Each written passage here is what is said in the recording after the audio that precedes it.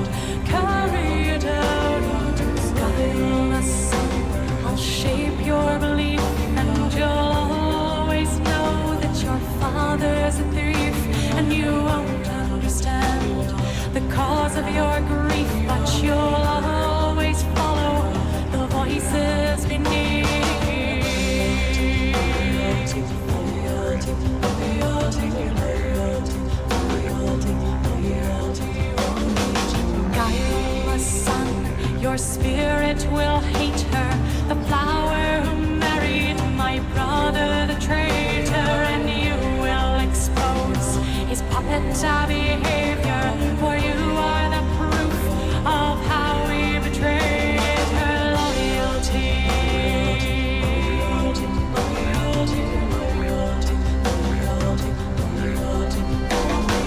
Hush, child, the darkness will rise from the deep and carry you down into sleep. Child, the darkness will rise from the deep and carry you down into sleep.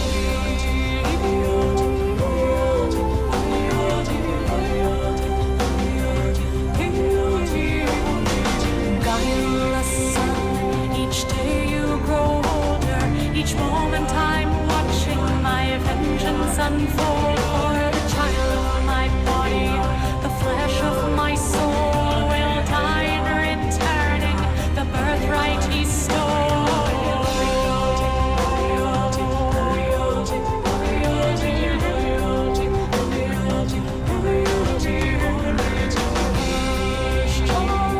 The darkness will rise from the deep and carry you down to sleep. Child, the darkness will rise from the deep and carry you down to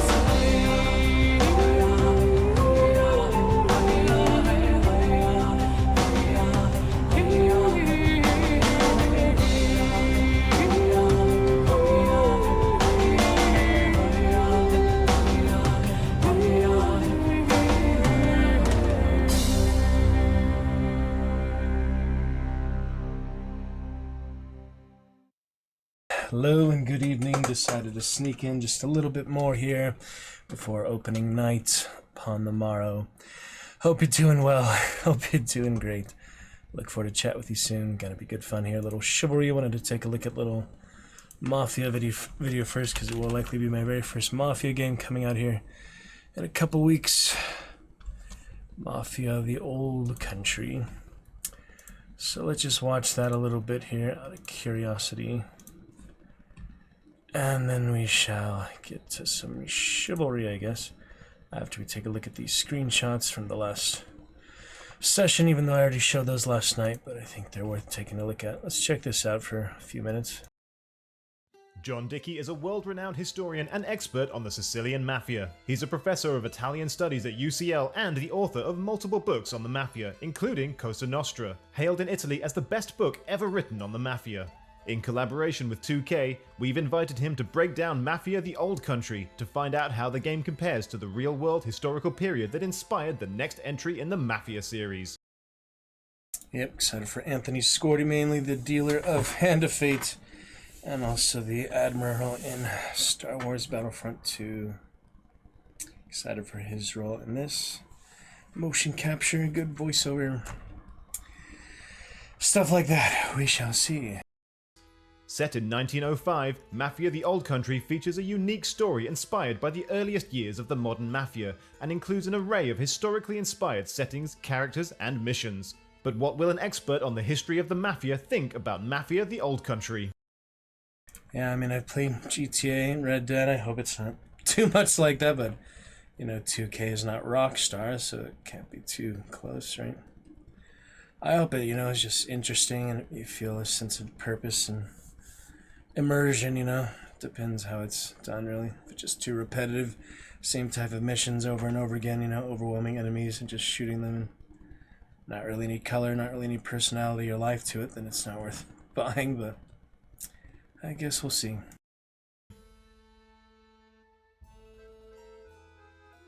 The look's great. I mean, it's like, when I see those outdoor scenes, it looks like some of the sort of flatter coastal areas around Palermo, where that really is the cradle of the Mafia. You've always got the sort of mountains in the background, but this flatter coastal plain, that's really where the Mafia emerged. You have this area of land, a sort of plain around Palermo, surrounded by mountains. Bless them for the olive oil business, right? Like The Godfather. It's called the Concador, or the Golden Bowl, where you would have these farmsteads, and you would also have the houses of, you know, the wealthy aristocracy. And this was highly valuable agricultural land where they're growing lemons, vines, other fruit, but really the real economic drive. Lemons in the background there. Yeah, it was interesting actually. In the Godfather movies, like oranges had symbolism and such too. There was a lot of oranges in certain places. Kind of was always a precursor to violence. Driver is lemons here, and the look seems exactly right to me for that part of the world. I mean, it looks stunning. Like, you can really tell they've done their homework. They've done the hard yards on the look of the place. Oh, sulfur mine scene. No, the Mafia of the sulfur mines was a thing. It was a real hotbed of Mafia activity. It's one of the key industries in Sicily, and it was a brutal industry. These mines, they're super, everybody exploiting everybody else in it at each layer of it. From the guys who were like little bosses who hacked the pickmen, they called them, who hacked the rock out from underground, to these, they were often actually children who were used to carry the rock up to the surface. You know, that South Country was thoroughly Mafia. You can see the research that's gone into the look of this, because there's a Sicilian artist. Yeah, it was a hard life growing up, and for the adults just 50 years ago, not even that long ago.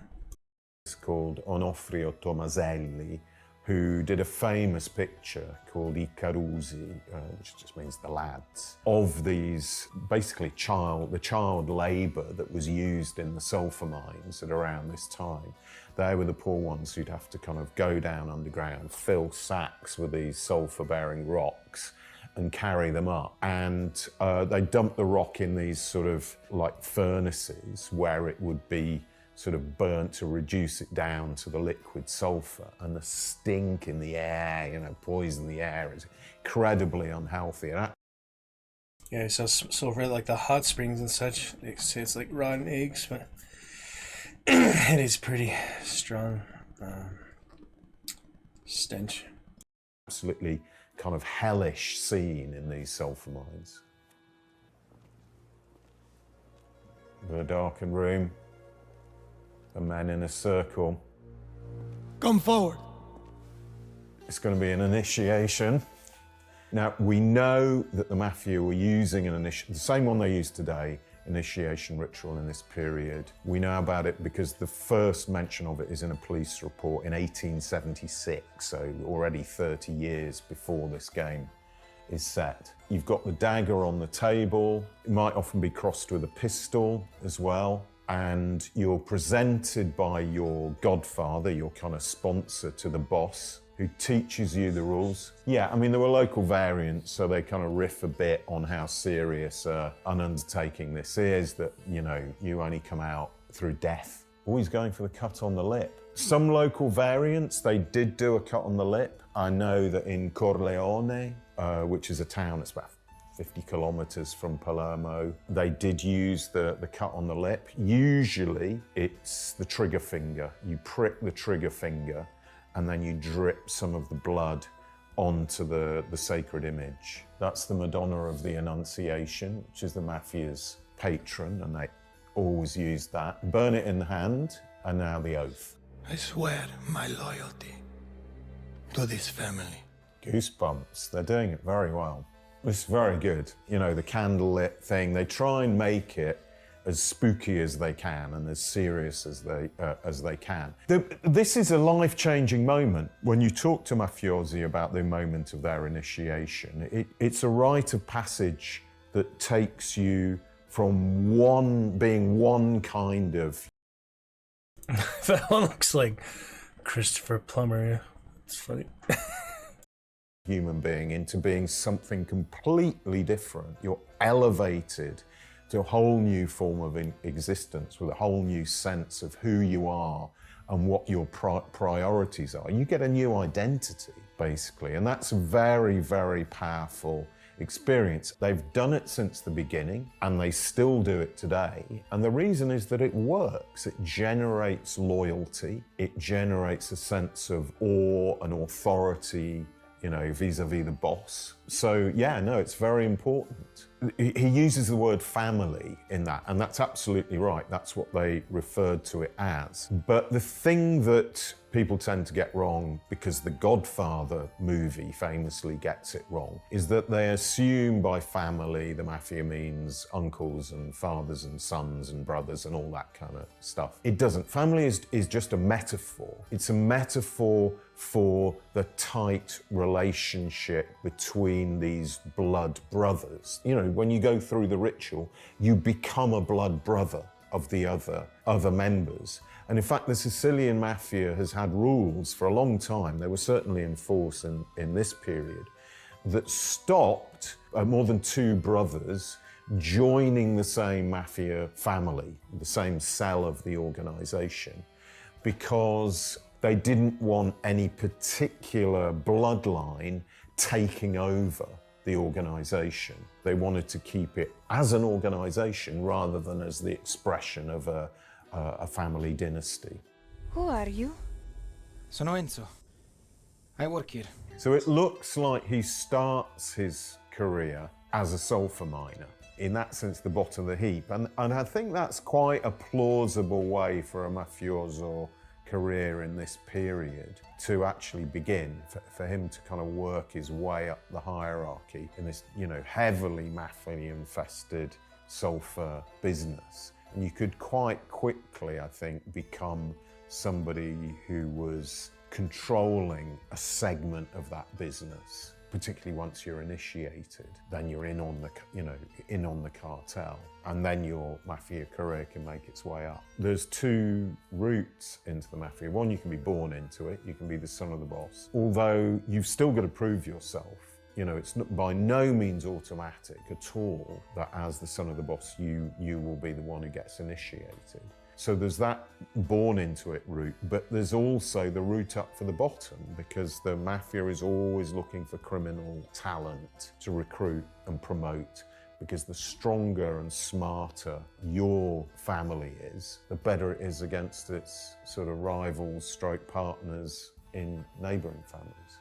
That image, that speaks volumes. The lemon business is crucial to the early mafia. That's where they learnt to practice their extortion rackets and stuff. When the mafia is first born, so we're talking about 40 years before this game is set. I like the lemonade, and most lemon type of things, citrus. Some are pretty good. Sicily had virtually a natural monopoly of lemons internationally. You know, they were a hugely important cash crop. You know, they were industrial uses, citric acid. So it's a very important crop. And it made the land around the Sicilian capital, Palermo, where the lemons grew, into some of the most valuable agricultural land in Europe. Now, lemons are they're very valuable crop in this period. They're very high investment. You know, you've got to dig irrigation channels, build high walls to protect them from the wind and from thieves. And it takes about 8 years after planting for the trees to start to really make you money. And during those 8 years particularly, they're really vulnerable to vandalism. And this is the pinch point where the original Sicilian Mafia gets its control over the citrus fruit industry. You know, that's a nice lemon grove you've got there. You wouldn't want anything nasty to happen to it, would you? If you're the capo, you're going to be going round in a carriage, you know, a pony and trap, something like that. Obviously, you know, the roads are terrible, the railways are terrible in this period. And, you know, to get anywhere in the interior, you've got to go on horseback. You know, that's goes without saying. So yeah, there's going to be a lot of horseback action. You know, no wonder that some of the very earliest mafia movies in Italy after the Second World War tried to kind of borrow the style of westerns, you know, so you'd have a lot of people being shot in the back in gulches and drinking fingers of red eye and stuff. But the bits of Sicily do lend themselves to that western kind of look.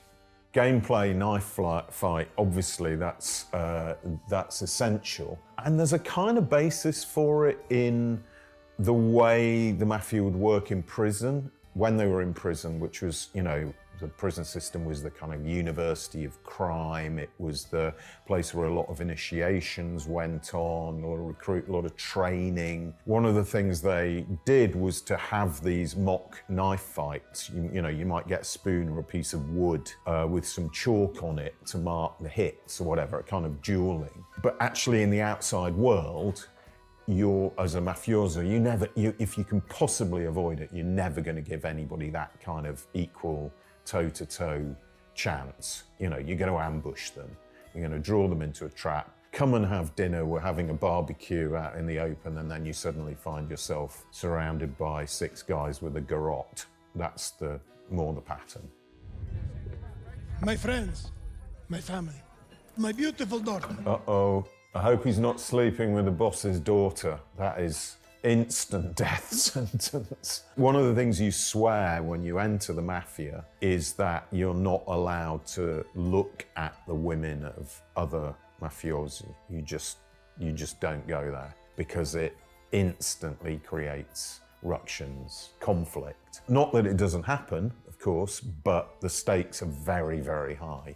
Yeah, the thing about mafia women is that they were pawns on the chessboard of dynastic marriage. It's what in Italian they call the matrimoni incrociati, crossed marriages. What you'd do is the boss would marry his daughter to the son of another boss to make an alliance or to make peace after war, and therefore hopefully to project his power and his money down through the generations. And they've been doing that right from the beginning. So the idea that the boss's daughter might kind of be married off to a young, aspiring man of honor within the family, it's possible. But again, it probably means he's marked out for great things. But of course, you know, top narrative drama if you've got your hero who's absolutely playing with fire by flirting with the boss's daughter.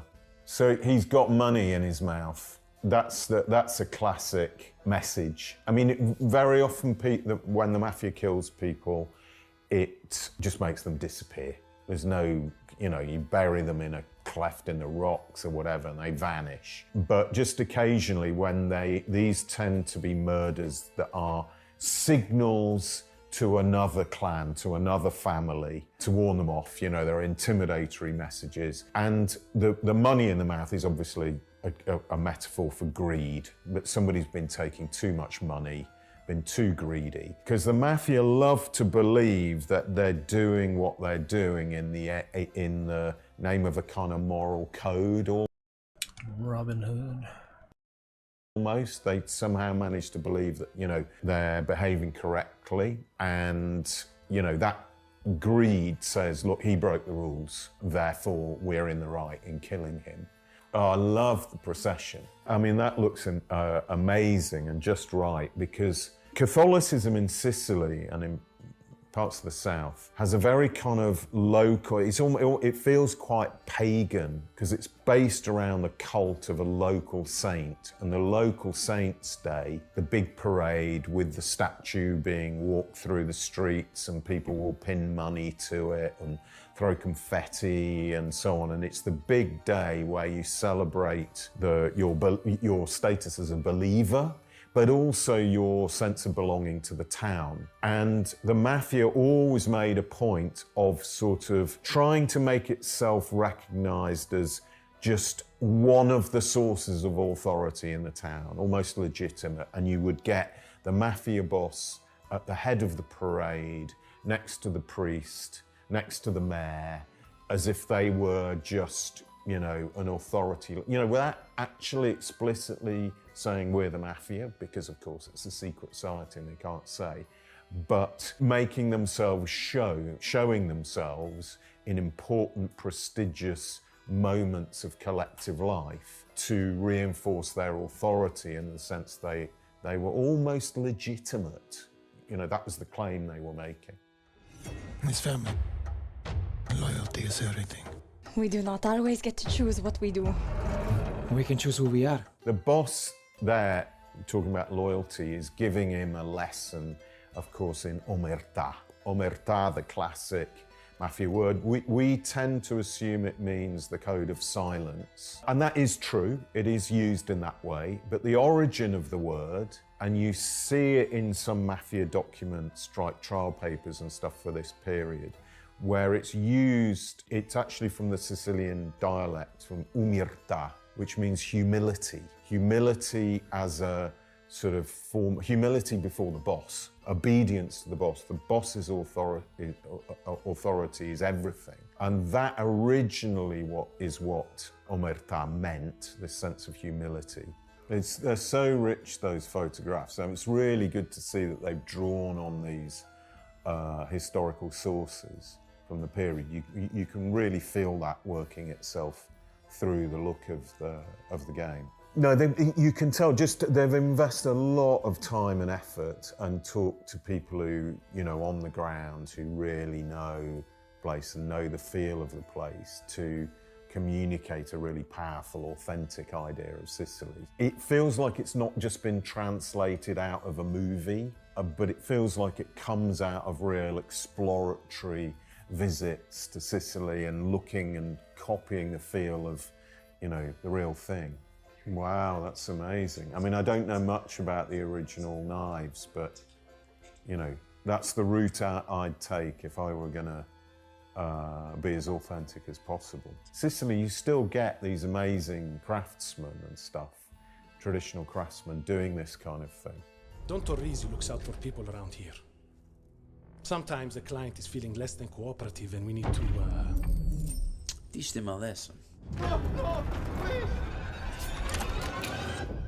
Remind them of their obligations. I've been extremely impressed by the look and the authenticity of it. They've gone into absolutely granular detail to create a sense of the different environments in which the Sicilian Mafia moved in this period. From these sort of agricultural estates out in the Palermo hinterland to sulphur country, to the city, you know, the center of political power and wealth. And it just feels, very, very like Sicily was at this time. So at that level, it's very impressive. The one thing is, obviously, they've no budget limits. They've brought a whole volcano over from eastern Sicily to western Sicily, where the Mafia is based. But I'll let them get away with that. And who are you, Enzo? Volcano. Alright, pretty good. See about this You can crazy adventure through Mafia the Old Country yourself by Italians, pre-ordering the game, where olden you'll unlock days. the exclusive Soldato pack. Mafia: The Old Country releases on the 8th of August on PC, PlayStation 5, Yep. and Xbox Series X and S. About 3 weeks to go. So we'll check it out. Alright, not too bad there. Let's take a look here at screenshots. Yeah, you can pre-purchase it, but I'll get to that later. Back to some Chivalry for now. Welcome to Lurker. Love to chat with you right away. Not at the end of stream.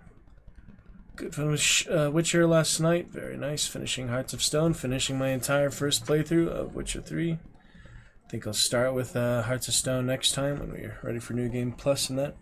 Maybe just mix them into the other main quests and things again. Going to be great for our Death March playthrough next.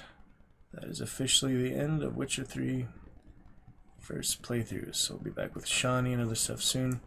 Just to show you an idea here, last time I played Chivalry, there's the dragon. Had a really good time there. The Archer, 49 takedowns, 29 kills, 17 deaths. This Archer basically with the javelins, carrying the heavy weapons on the battlefield, throwing those javelins, using that mace and other heavy weapons I would pick up. So we're going to pick it up from there, setting the good precedent. A very exciting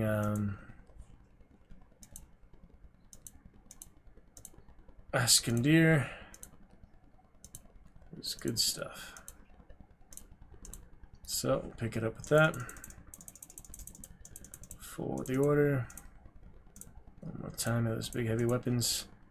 Finished on a solid scoreboard of 49 takedowns and 29 kills. Let's see if we can top that even with 500 latency and the high ping and such here. Right now. Let's check it out.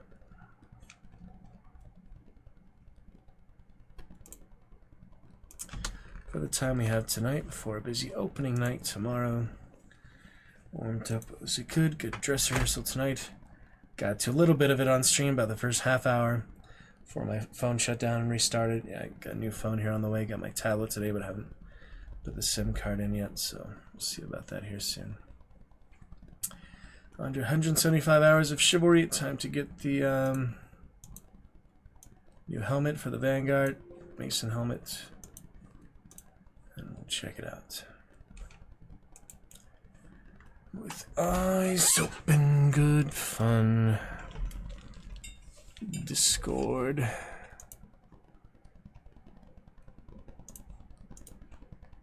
Interesting. Oh yeah, it shows you playing multiple games now. Playing and streaming. Stuff like that on Discord. It's interesting. Magnificent Monday should resume back to its regular schedule, 6 p.m. PST. Should be back on track for that. Now that there won't be rehearsals weekly. We shall see. So I'll put these headphones on. Hunt and such. It's an ordeal in itself.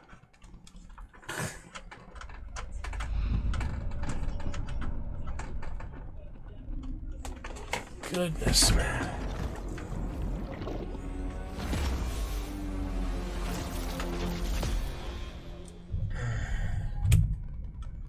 It's usually not that hard. Holy. What is happening here? What happened to the headphone slot? Wrong one? Huh. I don't know what the heck is going on here. Hold on. Hold on a second. Gosh dang it. Where the heck is my headphones? I need a flashlight or something.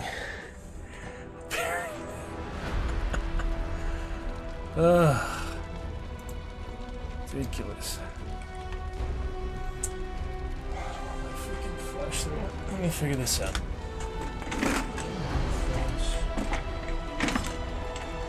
Fucking flashlight.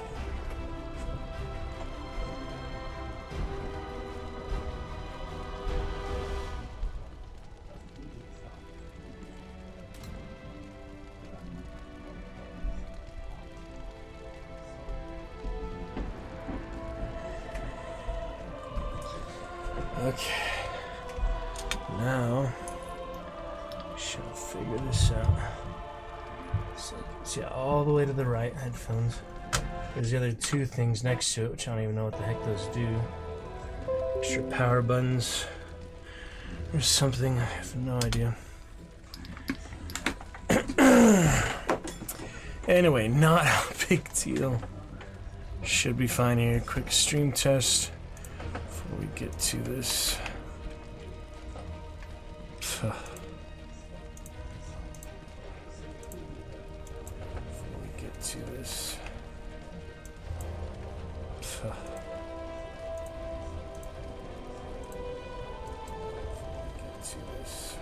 Hopefully you can hear the game fine, the sound, volume and such. Let me test.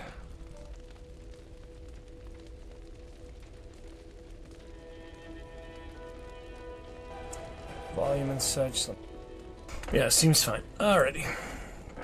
Let's finally get that Mason helmet on the Vanguard, shall we? Hey, Mason Glory. We've got the full armory here. What cheer, my dear? And now, the brand new helmet, which will be the Highland Clan, rank 36. Just got it. And here it is. Might as well save the crowns. I have coins and all. We got it! He will never be unhelmeted again. Very lovely, very exciting. And one more look here at stats and things. Yep, finished my campaigns. Those are officially done. All the campaigns. That's 300 wins, Mason Order. 13,000 kills. Just 1,000 matches. 12,000 battle cries. 1,400 commendations. You get the idea. Alright then. 1,000 kills with the great sword, only 18 deaths. Pretty good. Pretty good. Alright, let's move on here. 40 player, I've been playing, 64 player lately. 32 versus 32, now I'll just do the 20 versus 20. Missed the cavalry, stuff like that, so it'll be fun to get back to some of that. Just for the fun of it, no high expectations or anything to do as well. I was doing off stream, as you saw from the screenshots. Whatever the score was there, I already forgot, you know. But as long as it's positive, you know, it's good stuff. Do what we can. Anyway, on we go. Let's check it out. For good fun, good times, and great stuff. Chassis. Just for the fun of it, use that Vanguard a bit, hopefully.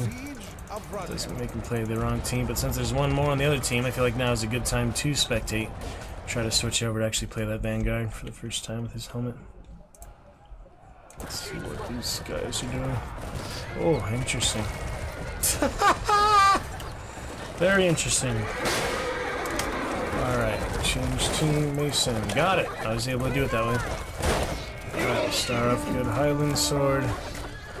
400 ping, yeah, Wi-Fi might not be the best. Hope T-Mobile or Starlink or something will improve. There's the helmet for the first time. For the Iron Fist! Forward! Come with me! Not bad at all. I think I am happy with my result. Worth the wait. We'll see about the other team stuff, armor stuff later. For now, this is worth it. Worth the wait for now. Yeah, about 400 ping. Not gonna be able to fight like that. Whoops. Sorry. Oh shit. Their siege ramps have reached the walls! Yeah, it's a little hard to fight at 500 ping. Doesn't matter how good you are. The lion dies today! Always admire the new helmet, you know. This is west and all right. Yeah, this is west. It's just my internet. Not good. You're like a wench. It's natural because we're poor. Trying to get on the horse there. Good luck with that. Bastards. Anyway. Forward! Come this way. For Ulrich and the Order. Anyway, trying my best despite the ping issues. It goes from 50 to 500. It's just very inconsistent all over the freaking place. Hit the right bastard there.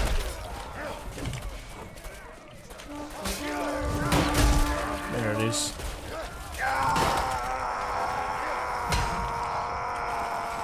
Try this heavy mace. That's a nice golden one. Ouch, that hurts.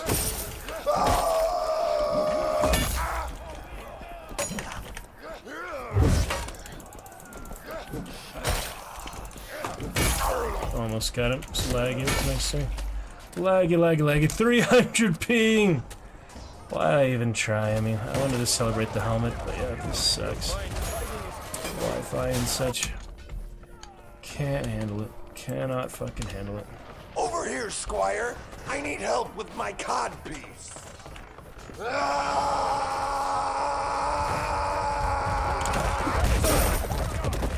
Push them back! Mallet anymore. What happened to my weapons? I think he bugged out my weapons. He hit me so hard. I'm bugged out. Something here.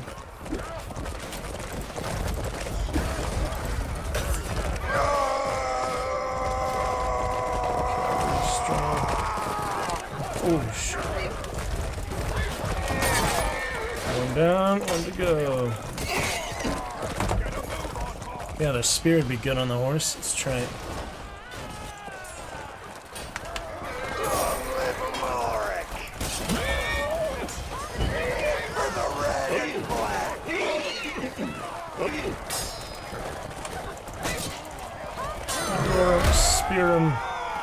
Spear him in the liver. Ouch. What if I even have a second right? Just the dagger. Oh. That's nice. Same guy again. Silly people. Yeah, it's a little hard to compete with this ping. I mean, I don't think even the best players could fight with 500 ping. It's a little bit difficult. This way. We go this way. But I wanted to try to Fortnite later, 2 other loadouts and things. Just for the fun of it. The Order! Ah! Got an axe to the face. That does sometimes happen.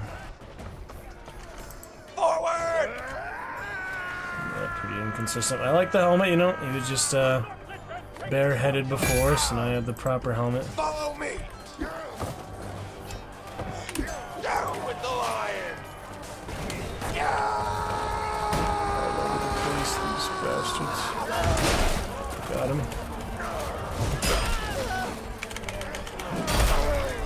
You aren't fit to govern! Actually hit him, that's good. Oh, all over the place. Just a flesh wound could still kill him. It's funny, he switched instantly to the dagger like that. So it goes. Keep up the pressure! For the Iron Claw!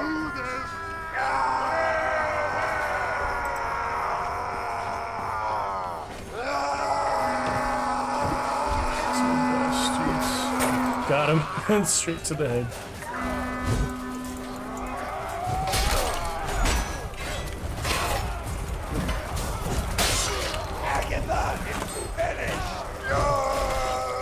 Trying to get to the actual enemy.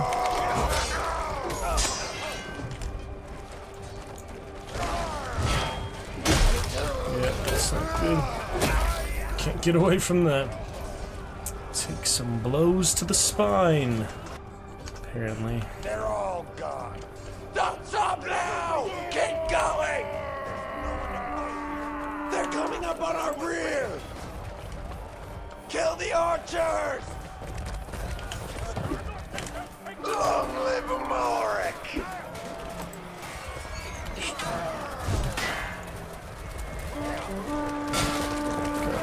dodge and weave.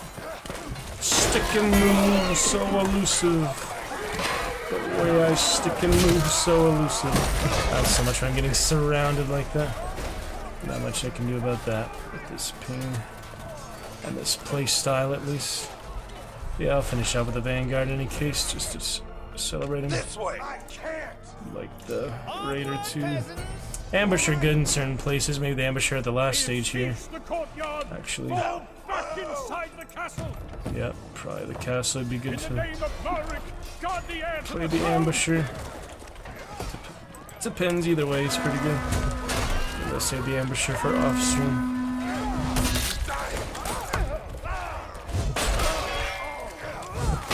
Bastard. Ugh. Rough. Pretty rough. Forward! Try. The lion dies today! Nice axe to the head, that'll work. So laggy, I could actually kill the bastard. Oh, that hurts. No, no chance. Not with this ping. Too much ping. Look at it, 400 out of nowhere. Come with me!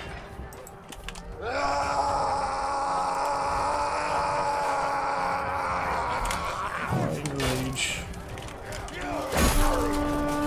Step back for that, apparently not. Can't even fight one of the most simple fights. This amount of ping, you know. Just doesn't work. It's not the way it's meant to be played. 0.80 upload and 15 megabyte download. Not good enough. Come here, you. I like you. Disrespectful scumbags. There's plenty of them.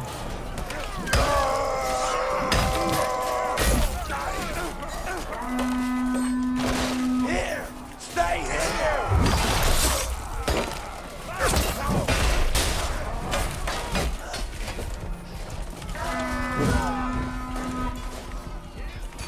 The order! Rough. Trying to heal it just takes so long. You're like a wench whose natural gifts were poor.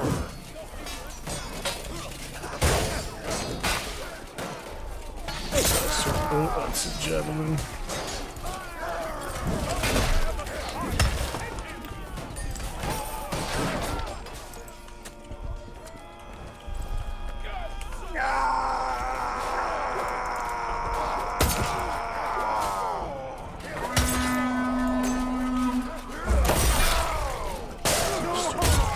For the iron fist! Supply right there, conveniently. We hold them here! Agatha is finished! I got 5 javelins from supply, that's right. That's how it works. If I could just use them effectively. Gosh, dude. Force inside it. And the order! Some more.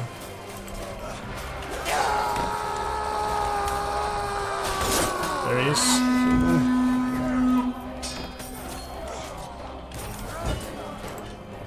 Keep using javelins as a vanguard, it works. The oil pot, that'll hold him. So I'm not trying to hit the team, but. For the red and black! Shit.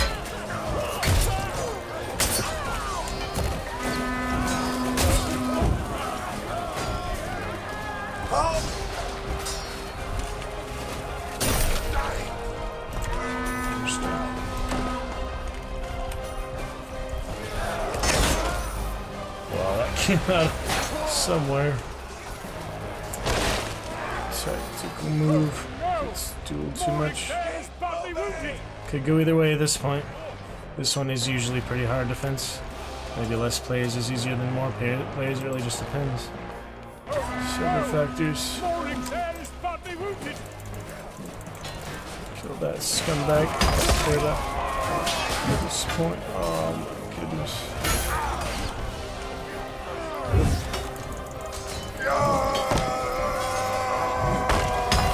Damn, there comes the 200 freaking hit.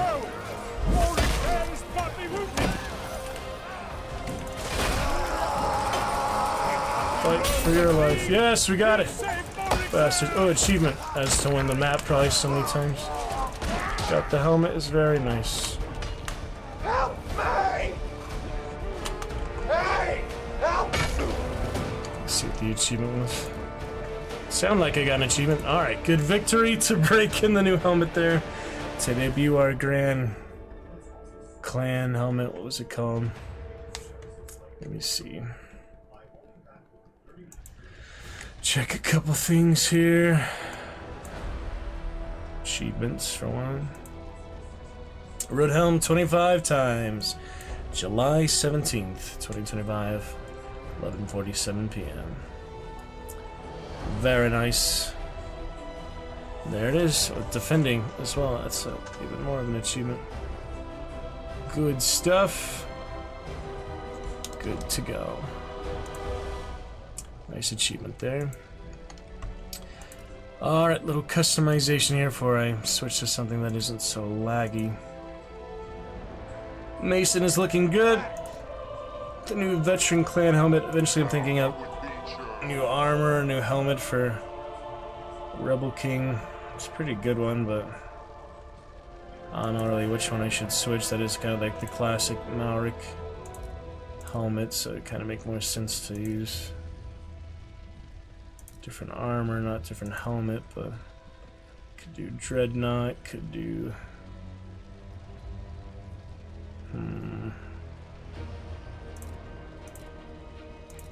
Jousting. That one was in a special edition. Yeah, I actually own that, don't I?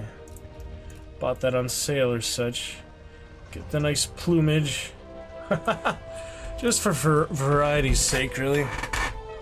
Could try that for a little while, see how we like it. Alright. The kitty cats are looking decent enough for now. Time to get red-arsed and bladdered. Kitty cats are okay. My Masons are good. Free for all if I do ever play with a friend who said we'd actually plan playing, but never have so far. If I ever do, though, I have Malric as my main knight. Lovely day. I think I would do a couple of druids or something. They're pretty fun druids and things. I think we have those, the druidic warlords or something. Oh, yeah, that one. Yeah, look at the Tenosian here in a second. Where are the druidic ones? I know they're here somewhere. Maybe they don't have it for every class, only certain classes. Yeah, I don't see any here. Initially. The druids, the animals and such. Huh, maybe that's other classes. Let me see, It's not polite to stare. Vanguard. Pot helm. Let me see, Acadian. The Plague. Oh, you get Tenosian Plague, that's kinda cool. We've got... I swear I've seen the Druid stuff before, there's no reason they would like remove that. Maybe I didn't claim the battle pass, let me see. Here's like the battle passes for the progressions. Just got this one, see I did have the battle pass. I know somewhere you get these. Air crown, which air is this? Doesn't tell me which one that is. I'm curious what it is, I have no idea though. I guess I could look at that with I am here. voices, right? With the airs. King Undeniable. Malric. Keep moving. Straight on. I'll be your shield. Let's go, baby. You like this? Kind people over. Everything but the rebel warrior. The dictator. Yes. Execute. Stands for you. Oh, Matt. Curious. By my hand. By the light. Crack on. Any news, sir? Let's go. Hurry up. I'm with you. Con you in the boot. Hurry up. That's weird, yeah. Usually it would actually say that. Oh yeah, here we go. Heirs. Yeah, I thought so. Just those two heirs. Just who's all dressed up like that. Yeah, there's the druids. We stand stronger together. I will bathe in your blood. Kinsmen, assemble. Rally together. They're all pretty funny. Just to try one. Yeah, I should have like their clothes and things too. So it said FFA, at least for the voice or whatever. Let me see. The voice pack is head, weird, strangely enough. So that's the FFA Druid. Nickname doesn't really matter on FFA. Barely even play, you know. See, I don't see any druids here, but I have seen them in FFA before, so I know they exist. Other people came and chatted from there. Yeah, I guess they're not there. Interesting. These various things. Yeah, as the clan, I would go with the other clan helmet I got, but you know, I like the Crusaders and such. I do have the Gladiator garb, that's right. Don't have level 1000 yet. Is that Tenosia? Interesting. That's the rank 1000. Fancy medalist or whatever he has. Yeah, I might as well use the Gladiator somewhere. I don't use that in the regular Mason because that's what the Gladiator is a Mason. So since I don't use him in Mason, I might as well use him here. It'd be nice to have like a more fun helmet, not just, you know, nothing. But I guess that's... Oh, there's Druid helmet, see? I knew it was here somewhere. Druid helmet. So we've got the deer, the other deer, goat, elite goat, raptor, that's like a, yeah, the birds. That's kind of interesting. And the boar, otherwise, I don't know. I was thinking maybe that one, but it's like a crow. Yeah, it's just more fun, you know? It's very elaborate, eccentric. Alright, we got gladiator goat there. Hey-o. We'll do another maybe. Oh, look at these. Yeah, VIP armor. We got the priests. So the priests. I want to have gladiator for him too. I guess the gladiator is on the Vanguard. No, it's not though. I just, well, the voice pack doesn't matter, but you know, they all have different things. Anyway, I don't see gladiator here, so could be a priest. I don't want the kitty cat cross because that's one of their symbols. Yeah, maybe this one, and then a funny helmet. Priest guy. What else we got here? We've got no more druids. For whatever reason, we don't have druids. I don't really use any of the plague helmets. They're just basic faces. You can change the face, but see, like for example, I have. So nice to see you. I have to buy it. That's right. 21,000 minus 1. Spend that gold. And then we have. I can't change the colors, can I? I don't think so. I don't know. Yeah, I don't think any of this just shows up anywhere. It's kind of strange. Colors and all, but it's whatever. And what else for the money, cosmetics? I don't know. I forget. Fear will only bring you death. For this one, could do archers. Yeah, it's where the druid only had the option for the Vanguard there.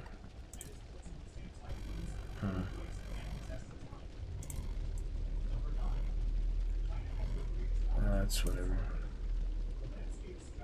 That one is archer rank, I guess. Fancy step, Mongolian type or whatever.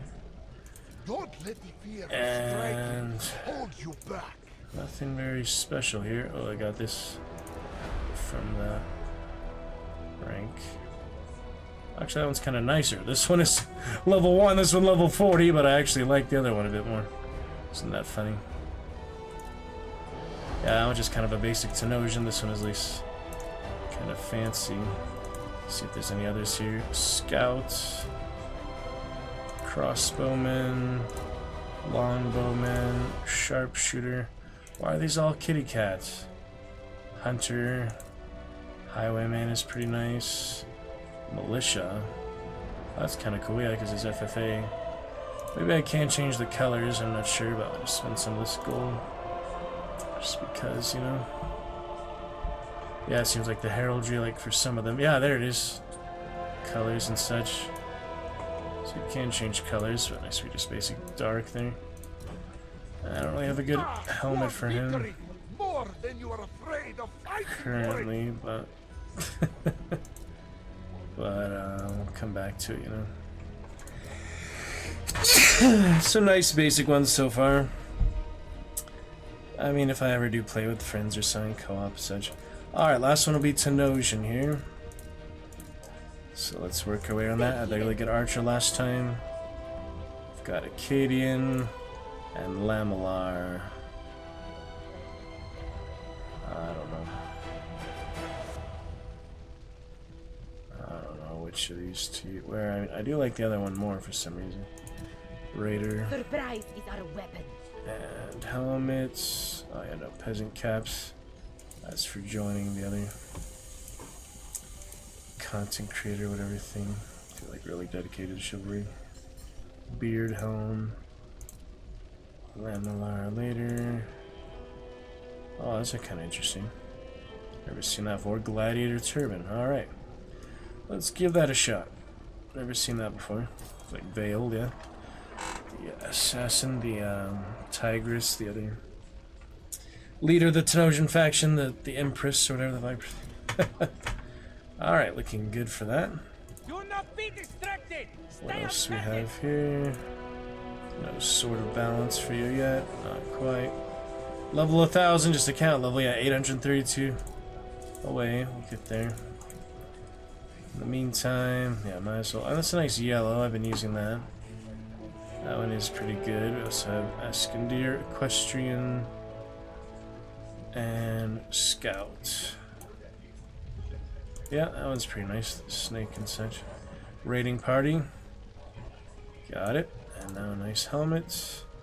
Could do the same. Acadian, the orange one. Plague. Interesting. This is the Vanguard, right? Yeah. That one at rank 36. I just got that. Yeah, I just got that one too. Why not? That's pretty cool. Alright, 2100 for that. Yeah, I have plenty of gold, obviously. Sweet.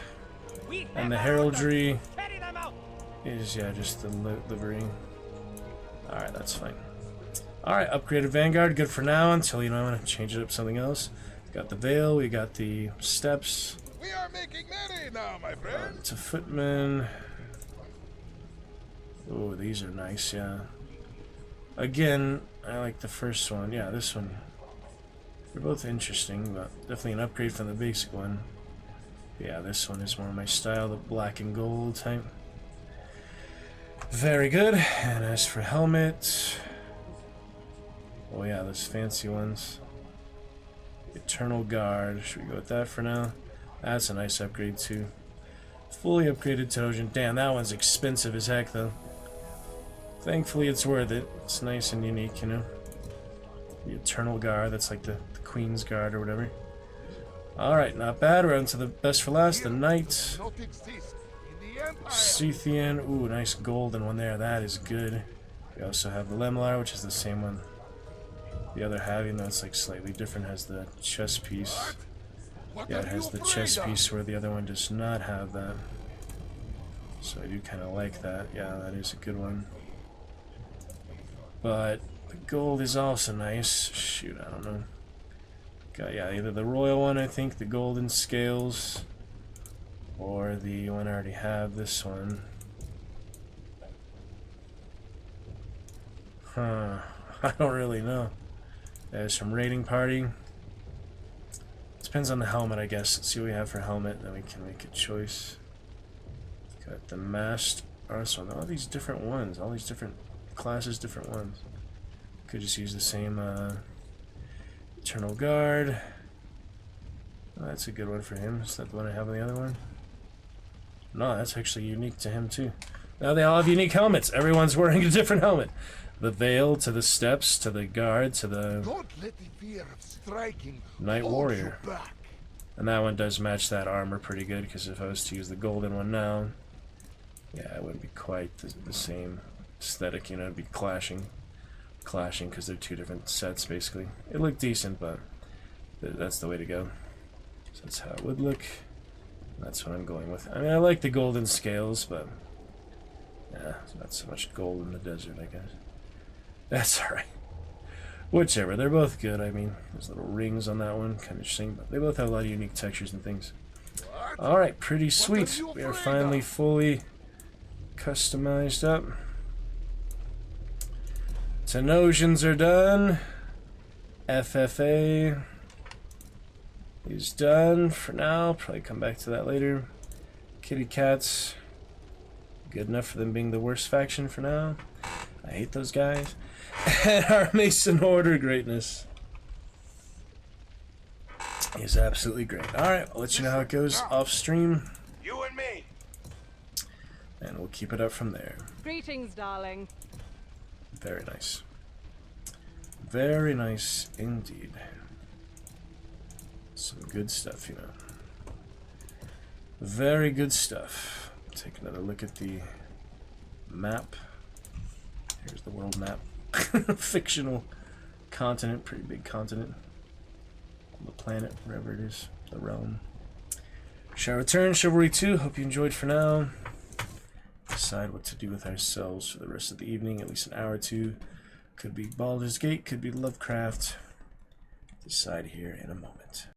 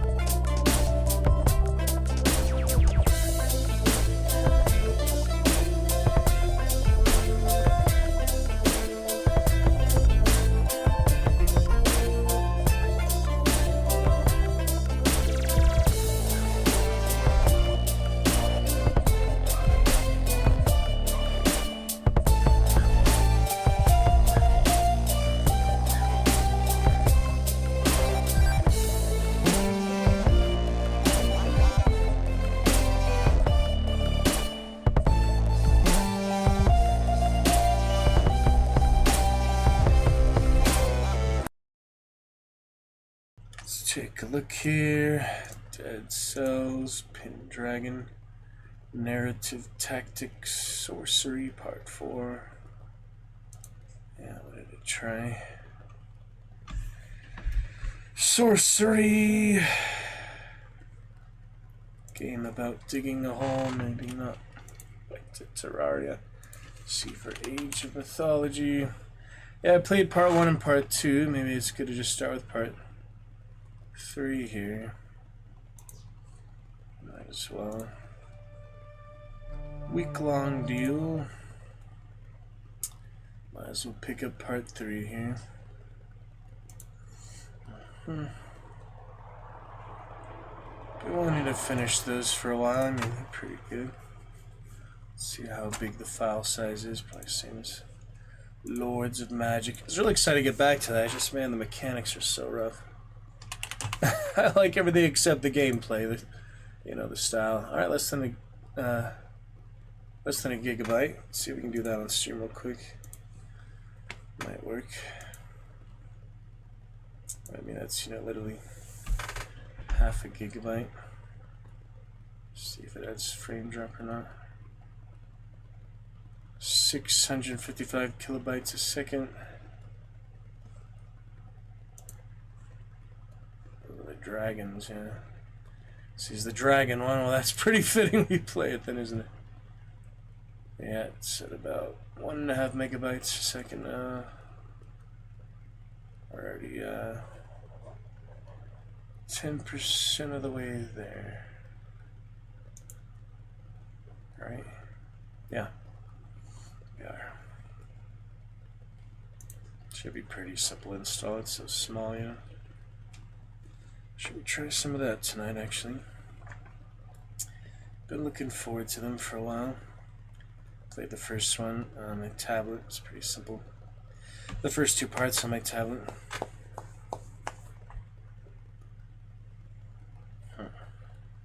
7 serpents. That's right. This is 7 serpents. Spellbook. Walkthrough. No beacons, all serpents. What the heck does that mean?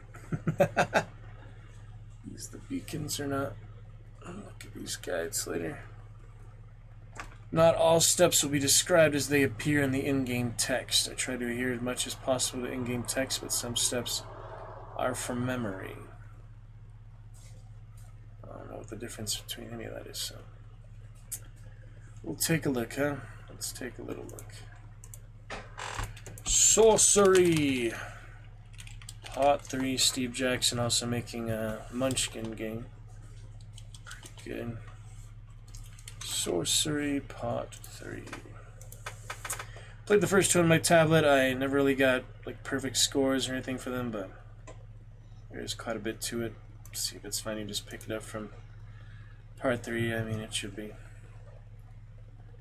Thrust the Goblin. Playing it badly. Bunch of screenshots and things. Yes, I'm sure basically like the other games. Just like other Avalon Online and things. It's an old tablet. Got my new tablet, haven't set up yet. My new phone should be here soon. I at least charged my phone tonight after getting that good half-hour stream for you from the dress rehearsal tonight, so that was good. Yep, mobile streams, nice to have. At least you get an idea, I can't give you a very full version of the show, but at least give you a general idea. You get to hear my first few lines. It's pretty good. Yeah, you heard my first couple lines, so that worked out good. You heard that one at the very beginning and the one shortly after that. That works out great. Great enough how long Paint Your Wagon was on Broadway, but probably just a few years ago show. Unless they're super popular, they don't stay forever. I guess Hamilton, stuff like that, like the most successful shows. It depends. Depends on the appeal and what people want to do. What the people want to see, what they want to put on, what is available. Yes, Throg. The cracks of doom The chambers of fire, the fires of doom.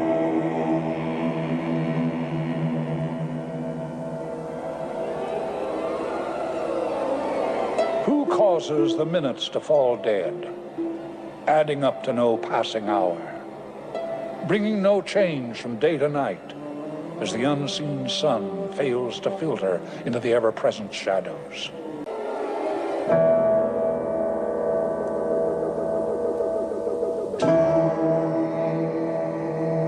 The cracks of doom, the chambers of fire, the fires of doom.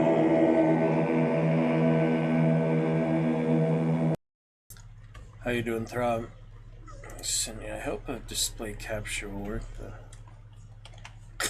I mean, hope game capture will work. I'll send you our show opening tomorrow night there throughout Discord in case you can make the trip.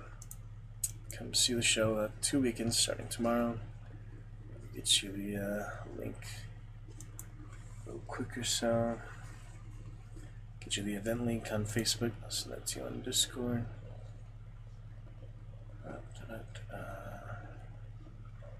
Discord notifications. Let's see what I have here. People liking a post I had a day ago, and I do not remember posting much. So that was always suspicious. Let me check that real quick. Yeah, Facebook and friends. Right. Enjoy your birthday. Thank you very much. Hope all is well. Happy birthday. And the other one is also a birthday. Yes, okay. Birthday posts. Alright, let me see. And people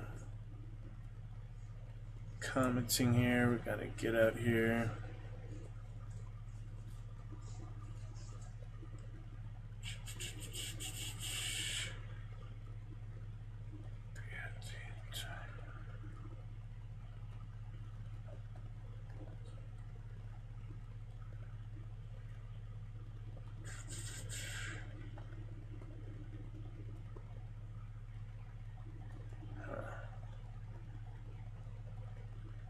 Trees.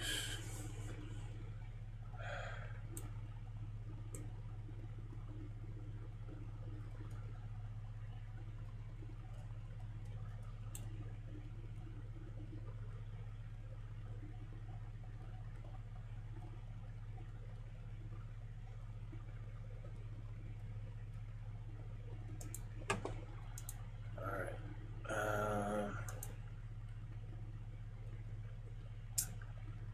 That event for you, Throb, so that you have the opportunity to come if it works out for you these next 2 weekends. Sending that to you now, and until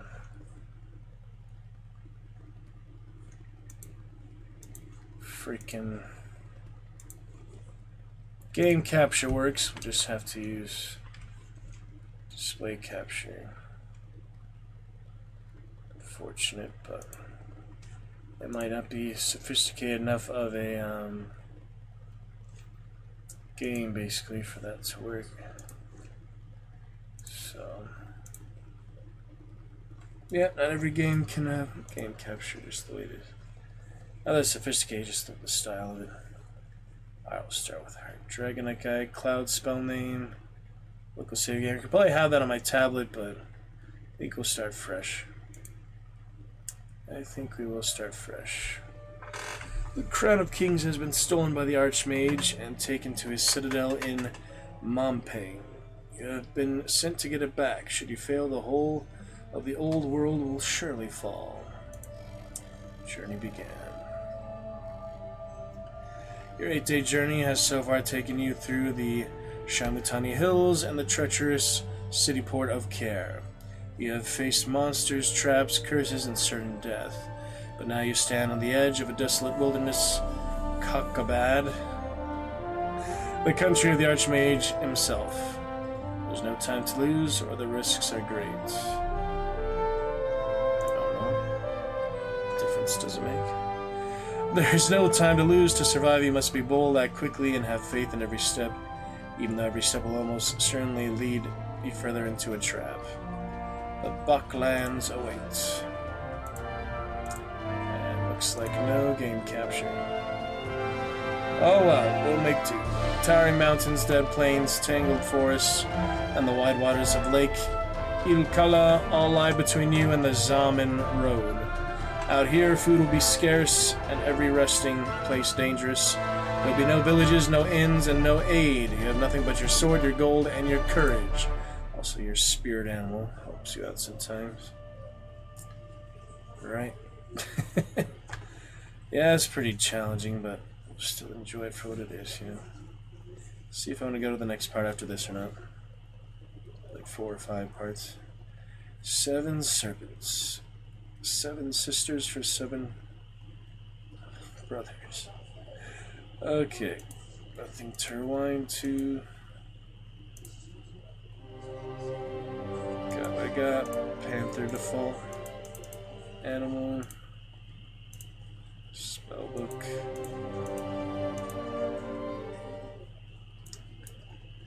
Alright. Take a look. The stones of the old road disappear under a layer of dust and sand. At your back looms the Great Wall of Care. Ahead there is nothing but an empty waste and the night. Ready my sword. One more time for game capture. No, not to be. Alright, moving on. To trust this wilderness would be a fool's mistake. You draw your sword from its scabbard. Look up at the stars or watch the shadows. As you walk, you lift your eyes to the stars, wondering what fresh secrets they may hold, for the patterns written between the stars are the source of all magic. Only too late do you realize you should have been on your guard. Passing a low hillock, you are suddenly beset by a screaming creature wielding a vicious-looking sword. It's a marsh goblin. There is no choice but to fight. Stab the goblin. Yep, start with that. We saw that other guide for it. Funny enough, was about that. You are ready. Okay. Get that Steam stuff later. No big deal. It's probably going to start pretty strong, so let's start with a good 5, I guess. Cut. The marsh goblin grits together rancid yellow teeth. It seems determined to take your throat. You spin around, blade cleaving the air as the goblin tries to thrust its sword into your belly. You take advantage of its open left side to wound it. You have overpowered it, causing damage. The goblin growls and stamps its feet. Looks like it's preparing for a heavy swing. If you can overpower it, will hurt the goblin badly. I feel like I should defend, because if I go too far out and he has more power, it's not going to work. I could have, but... Cautious, you duck back across the dirt, watching the marsh goblin closely. It roars and goes for you madly. You knock it aside, and it staggers. By defending, you have saved your stamina and wasted his energy. The goblin tracks you fearfully. About to defend a strong attack, now would be wasteful. So what you do is just the lowest amount. Jab. So break it out a bit. Little hit. Then you're on the marsh goblin, slashing it a rapid blow across the leg. Fortuitously, its blade catches some of the blow. Any strike will injure them, lesser strikes are more efficient. Goblin eyes your movements fearfully. Well, he still has a lot of stamina, so let's try a good 3.5 side swipe. The marsh goblin tries to move away, but you give chase, darting forward across the cracked and ancient flagstones. It turns and runs across the yard. The creature tracks you intently. Check out my mic here. Everything working good. Check out my yes, mic here. Little mic issues. Nothing too bad. It's okay. Yes, mic here. Little mic. Yeah, you can hear that little static and such. I don't know what to do about that. Try my best, though. Alright. 4. You keep up your attack on the creature, holding your weight back. You cut to one side. The goblin's weapon takes some of the impact. Marsh Goblin staggers back, cursing you by one of its many soggy gods. Goblin glares at you with a desperate hatred. He's gonna attack now, so let's go full force. Overpower. Got him. You spin round, blade down, darting forward and driving the point of your blade into its flank. The Marsh Goblin gurgles blood as it falls to the dirt. Skilled swordplay. Can always retry the combats, but good for now. Search. Shout for any others. Search the body. I want to search the... Pat down the pockets of the foul creature, but find nothing. Pry loose its teeth. Take its sword. Yeah, actually, you do need goblin teeth for the spells. Goblin teeth are valuable for casting spells. You push back the dead goblin's upper lip with the point of your blade. Most of its teeth are rotten, though, but a few are whole enough to be worth taking. You set to work, cutting them free. 3 teeth, which you slip into your pack. Take its sword. You ease the sword free of the goblin's grasp and test its swing. Not goblin work. This is a well-weighted broadsword. You strap it to your belt, then you move on, leaving the rest of the body for the ants and flies. So that should be broadsword +1, a little more powerful. I think it's automatically equipped. I'm not sure. Start with 2 meals. Yeah, a few of them use the goblin teeth, such as this one. Any number of teeth of goblins. Cast into these teeth to create 1, 2, or any army of goblins who may be commanded to fight an enemy or perform any other duties. That's right. You actually summon your own goblins there. Giant's Tooth, the other one. Some interesting ones. Yep. Remember that really desperate one that you shouldn't use? It's like the forbidden one. I forgot about that one. Yeah, Necromancer, never seen again. Clears and clear, tree with extreme caution, that's Zed. Actually, I do use it at some point, I think. We shall see. Curious, curious indeed. Alright, there's no saving, I believe that you just rewind here, so it's all automatic in that sense. Yep, I need to go back to the prologue. It just resets all your progress, doesn't it? Let me make sure, shall we? Sure is to restart the game from the beginning. Yeah, it's kind of, see that's like the old mobile screen.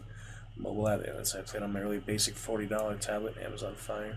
And I always like to draw around, make crazy paths and things. Pretty good fun. Easily entertained, you know. Every step along the broken road takes you further from safety and into the unknown, and you keep your broadsword high. Overhead, constellations of magical force turn in the sky. Sa, Urus, and Syphax are in alignment here. Now, the Sus spell could be cast. The spell is formed by aligning these stars. Detect danger. Might as well. Up we go. We could probably use other ones, but they'd be wasted.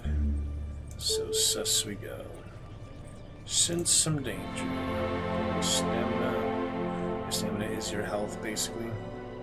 You cast a spell, weaving the starlight into shape until a voice enters your mind, begins to speak. Its warning is clear and loud. You are being stalked. You are being hunted. Some spells cost stamina. Hide or look around. Should probably hide and look around. Ooh, the tortoise. I got the tortoise. Look for somewhere to hide, but the empty plain provides no cover. A moment later, a ferocious nighthawk is plunged from the sky, talons outstretched for your neck. Pull aside, duck, or slash. Probably duck could be the worst thing, but I don't know, I'll try to slash, I guess. You lift your blade as the bird comes down, cutting deep into its underbelly. The nighthawk screams in pain and fury as it wheels back up to rejoin its group. You count 4 birds circling ready to attack. Perhaps there's a spell that will help you now. Alright, let's study the spell book real quick. I think you always can, right? Yeah.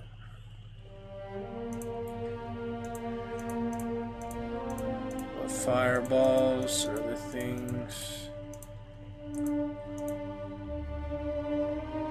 Magic.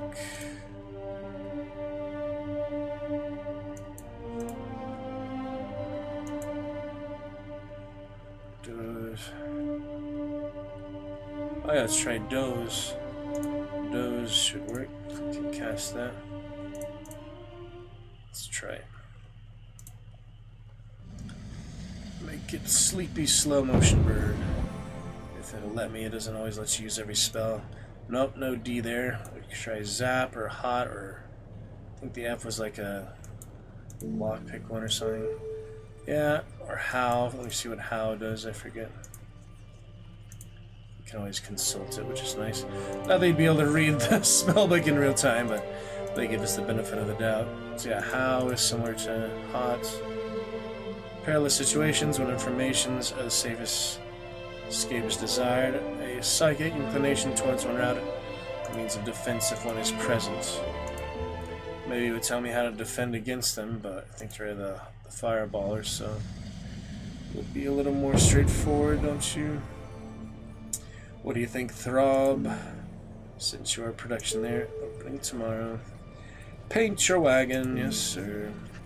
3 stamina. Here we go. Fireball. Let's see if that'll get them.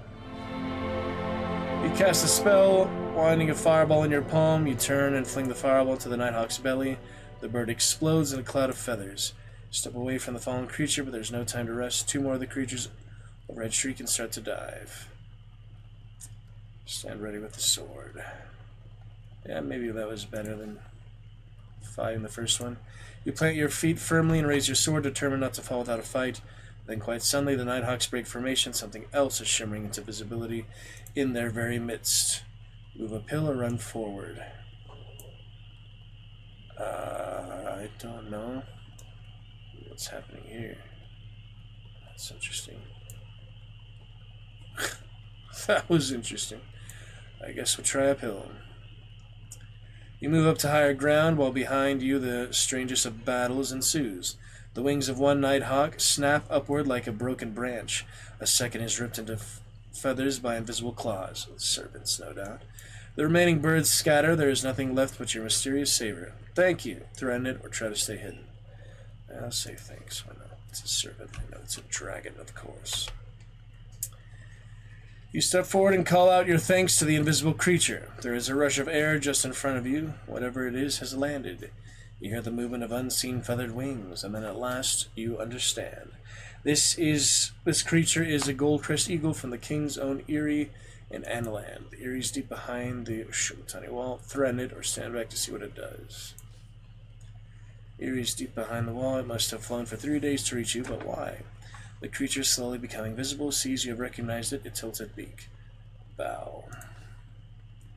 You bow your head to the eagle. It opens its beak in reply, and something falls to the ground. It is a message cylinder. Whatever it contains must be of vital importance, or the king would not have risked revealing your location like this to deliver it. What is this? No, I just take it. You reach down and pick up the tube. Inside is a rolled parchment sealed with the royal seal of the King of Analand. We trust these tidings reach you in fair health, but must warn you of impending peril. Your mission is discovered. The Mampang's eyes have spied our plan, and word is on its way to the Dark Fortress. Too late, we discovered our unwelcome eavesdroppers, and news of your quest is being carried towards High Yamen by 7 serpents, the Archmage's most trusted servants. By now they will have reached the Badlands, and here they will divide to complete their journey separately. If you are still able, seek them out, for they must stop to rest and eat. Destroy the creatures before they reach their goal, else the Archmage will prepare a deadly welcome for you. Find Shadrach the Hermit for advice, for naught moves through the backlands without his knowledge. Our hearts are with you. Thank the eagle. Where can I find these serpents?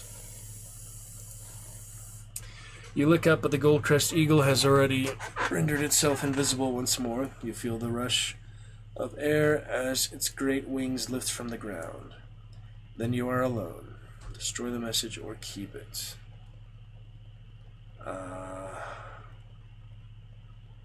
I mean, it could go both ways. It could help you certain people in your way, or the enemies could discover it. I guess I'll keep it for now.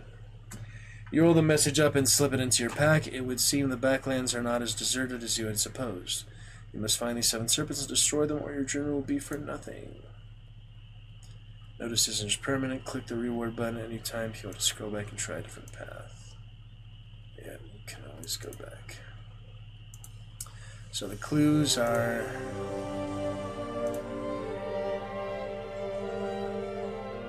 She may advise you seek out Shadrach. Yeah, it does show the clues somewhere. Oh, here.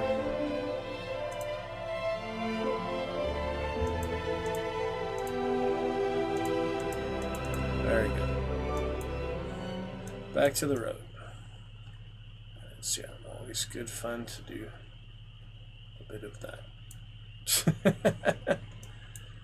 It's silly, but it's fun. Oh yeah, I wandered into the big green thing. I wonder what that was.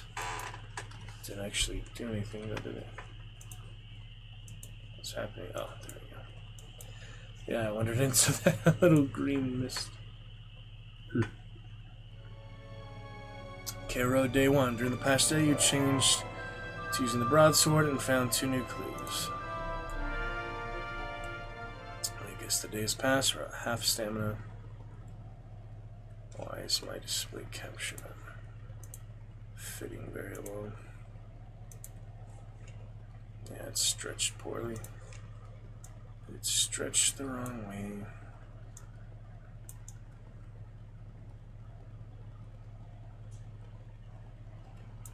Let's see how that works.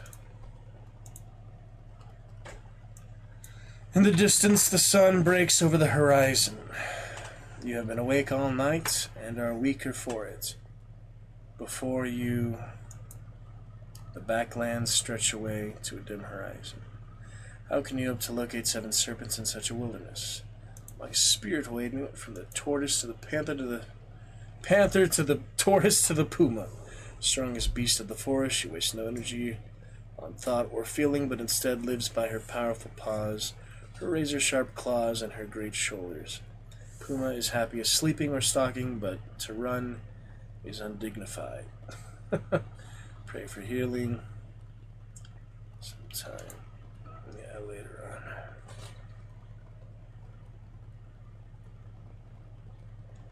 on. Oh. Pacing beside you right now, it takes the form of the puma, but this will change as you change. At the temple, they taught you that a prayer to your spirit could heal you and even save you from death, but the spirits are not generous and decline to help often. You can always reload, rewind, so you really don't need to use it until you really need it, That's good. Let's see what the beacons are later. Go to the cliff. Cliff in the wilderness. Fog, big plateau here, big valley. Interesting. Let's see. It's about half an hour. You see a deep black line across the earth up ahead.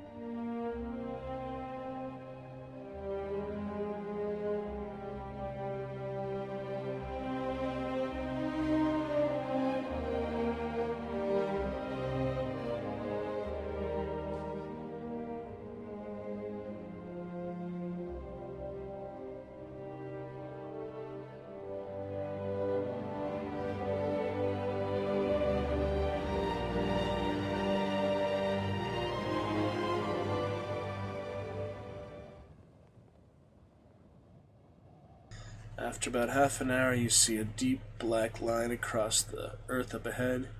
and catch your step just in time. You are one pace away from the edge of a sheer cliff.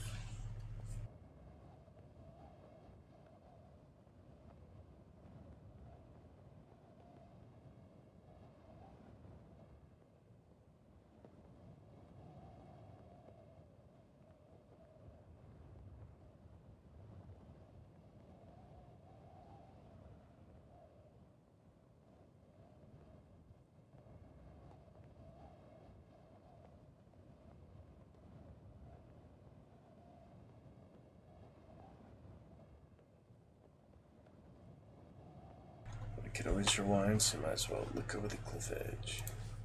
Risk it, can always take risks.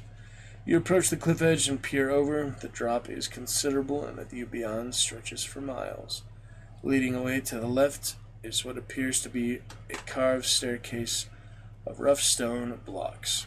In the far distance, birds wheel and turn above the landscape ahead.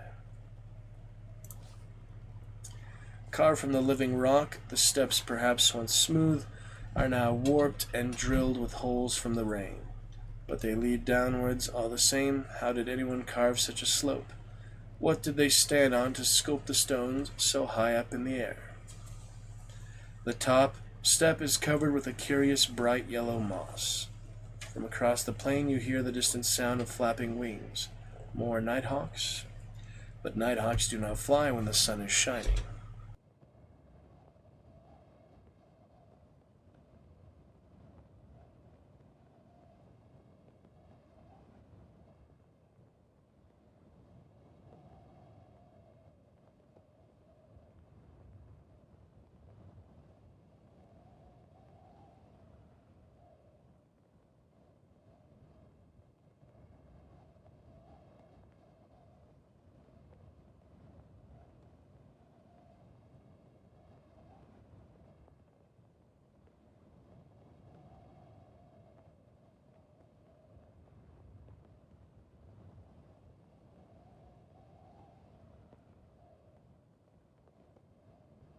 Alrighty. Look around, look back. Shielding your eyes against the low sun, you look south. The skies seem darker there somehow. Four birds wheel against the sky. Then suddenly they broke formation. One falls, another is torn to pieces. A figure moves in the darkness beneath. Rush to the fight, watch further, look at the figure. You try to make out more through the darkness, but though you recognize the figure, you cannot place him. Well, you gotta help him then. Call out. You cup your hands to your mouth to call out, but suddenly the whole scene is gone. The plains and skies are empty once more. There's something very strange about this place. Mirage and such. Gather the moss. Intrigued, you take a small piece of the moss. It is juicy and extremely pungent. Some mosses are good to eat and contain much nutrition. Smell the moss. You put your nose deep into the moss. The scent is like lemons and strong cheese and manure all rolled together. The effect is heady. Stash in my pack, I guess. You stow the moss in your pack, but it quickly dries and crumbles to so much dust.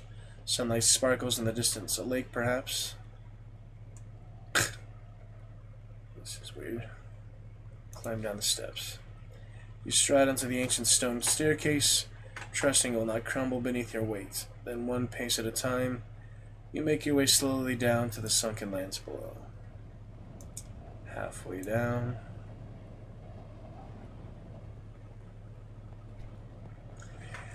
You clamber down the ancient stairs. It is painstaking work, as every drop is about the height of your own body.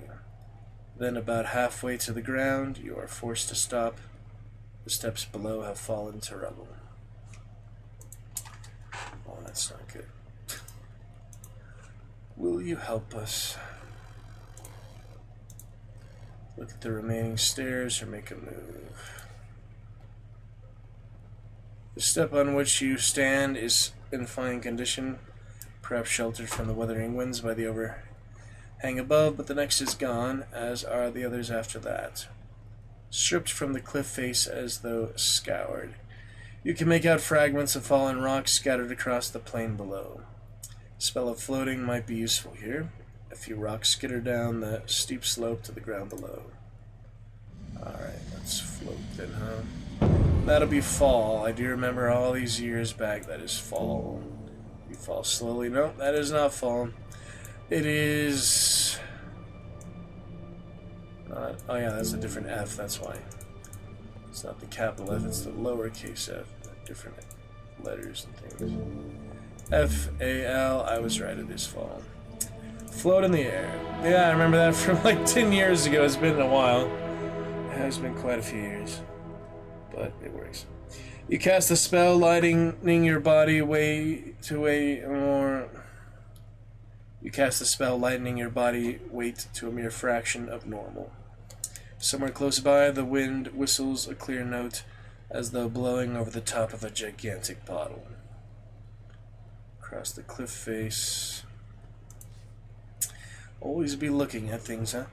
You lean from the step to glance around the cliff face and spy a cave mouth in the raw rock of the cliff a little way to the east of where you stand. Perhaps a staircase once led to it, but if so, that ledge is no longer intact.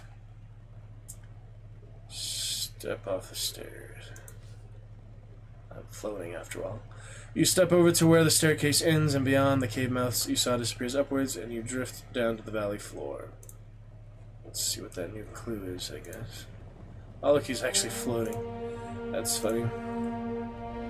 Cave in the cliff. He's floating, look at him. That's funny. I haven't seen the pose change except like fighting and such. You have reached the bottom of the cliff. Your weight returns and you settle gradually back to the ground. As the sun climbs towards its zenith, the wind picks up. Yeah, I don't know if every spell costs stamina or not, but he did rest. He got like 1 stamina back from resting. The night, barely anything, but something. It's not much, but it's something. The wind picks up.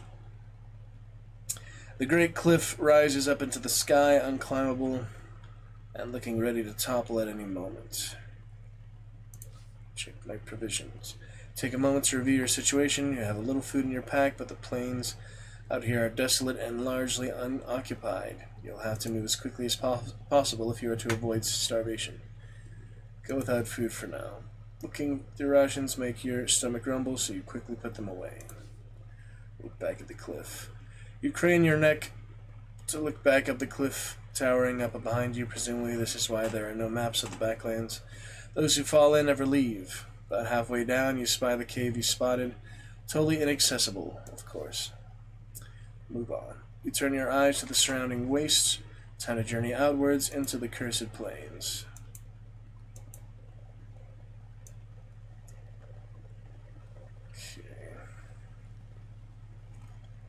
Up we go.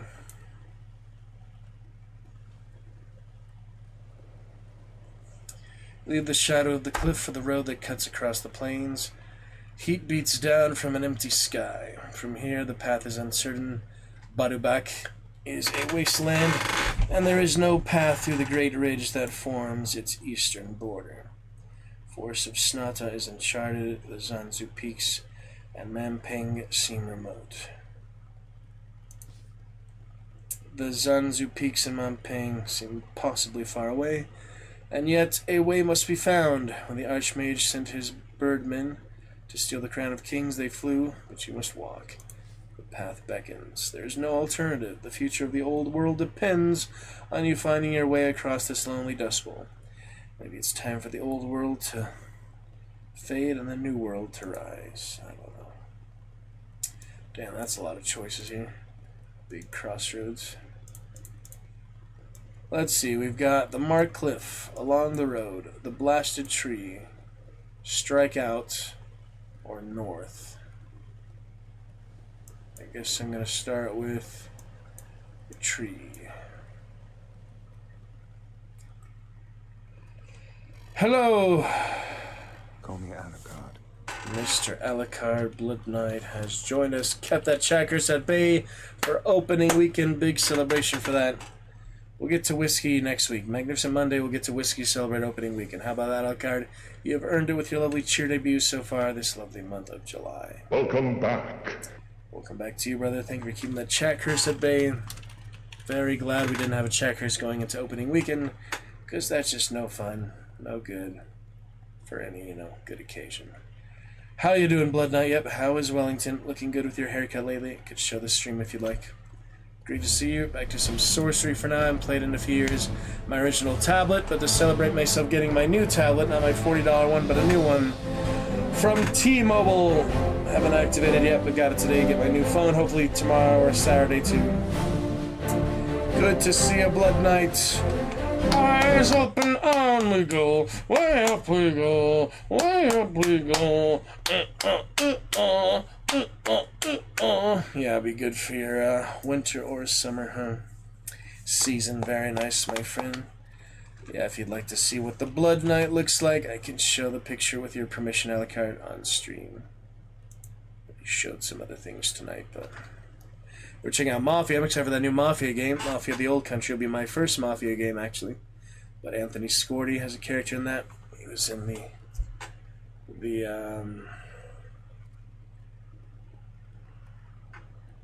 the Offer as well, and Hand of Fate, and Star Wars Battlefront 2. Good fellow Anthony, good actor, British actor. Nice, sounds good. Yes. You leave the road and walk across the desolate plain. The sun begins to dip, heading towards the horizon. Yeah, opening night tomorrow. If you can make it by next weekend, that would work too, Alucard. Or closing weekend. Opening weekend, then it's closing weekend already, but it's good fun. Nice to see you, Alucard. Nice to see you, Alucard, Blood Knight. Gonna get you started with a champion command tonight. Crimson is a new one. We've got Pokemon. We've got Venom. We've got Power. We've got Priests. We've got Meat. We've got Bloom. We've got Copperhead. We've got Button. We've got Sugar. We've got Legend. We've got Whip. Goblin. We've got Chip. Whatever you would like, my friend. Heading toward the horizon. After a while of walking, you see something to break the monotony. Too tall and thin for a skewer of rock or a building, you cannot place it until you get close. It is a single tree, leafless and dead, tilting from the desolate soil. Look at the tree or climb into the branches. We better look at it first, don't you think? The tree must be the last remnant of an ancient forest, though why this particular trunk has survived when all the others fell is not clear. And that is not all. A rope ladder hangs from one of the higher branches of the tree.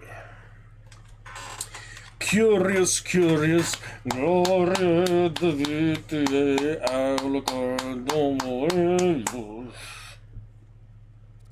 that is not all. A rope ladder hangs from one of the higher branches. Might as well climb the rope ladder instead of the branches, right? You scramble up the rope ladder to get a view across the lands, but the branches seem to be alive, twisting and bending as you climb. They're closing in around you like a trap. It's a trap, Alucard. It's a trap, Blood Knight. Yeah, feel free to put that red crown back on if you'd like. We'll get that sale for you soon with exclamation gift. Sub sale. Excited for that. 9th hype train. And stick a party mat. It's good fun. Good fun, Alucard, brother, Alucard. Alucard. It's so lovely.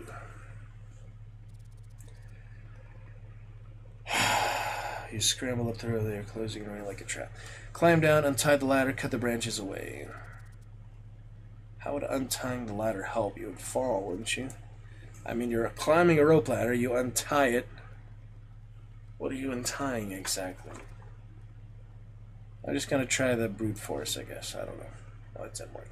You draw your broadsword and attempt to cut the branches away, but they move and bend out of the reach of your sword. A moment later, another branch draws backward behind you and releases, knocking you painfully to the ground. For a moment, you hear a sound almost like a laugh. Look back at the tree. Who's there? Stranger! The voice is faint yet echoing. Stranger! Look for the speaker, walk away, show yourself. There's no response. Surely the land is a desert. You're entirely alone, are you not? Look at the tree, or I could cast a spell. Oh, look at this. You look up into the branches of the tree to find bare twigs have curled themselves into a human face, an old man's face. that looks down at you with overturned mouth. Stranger, the tree face declares wistfully, you are lost. Yeah, that'd be a little spooky. Wouldn't it, Alucard? Mr. Bloodknight, Mr. Bloodknight, wearing red for you, Blood Knight. So Chivalry got my new helmet for the Vanguard as well. Good fun, very good fun, good fun indeed. Mr. Alucardo, Alucardo, Alucardo, Alucardo.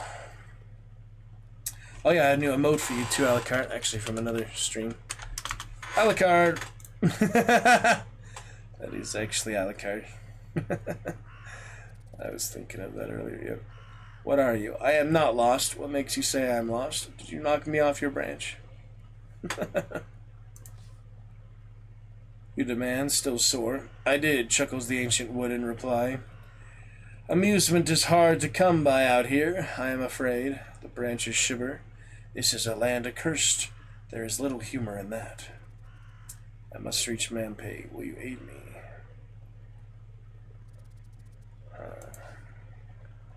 The branches flutter and break in a sudden gust of wind, the face disappearing for a moment. You seek the whereabouts of Shadrach of Badubak, the face declares. Who is he? Where will I find him? How do you know this? How do you know this? The branches flutter and wave, the tree is laughing. I know Shadrach very well, it replies. I have known him for a very long time. Turn like a leaf in the morning, the face replies. A deep sorrow of ash and autumn. Got the puma, Alucard, the puma. Good Blood Knight, huh? Yes, indeed, my friend.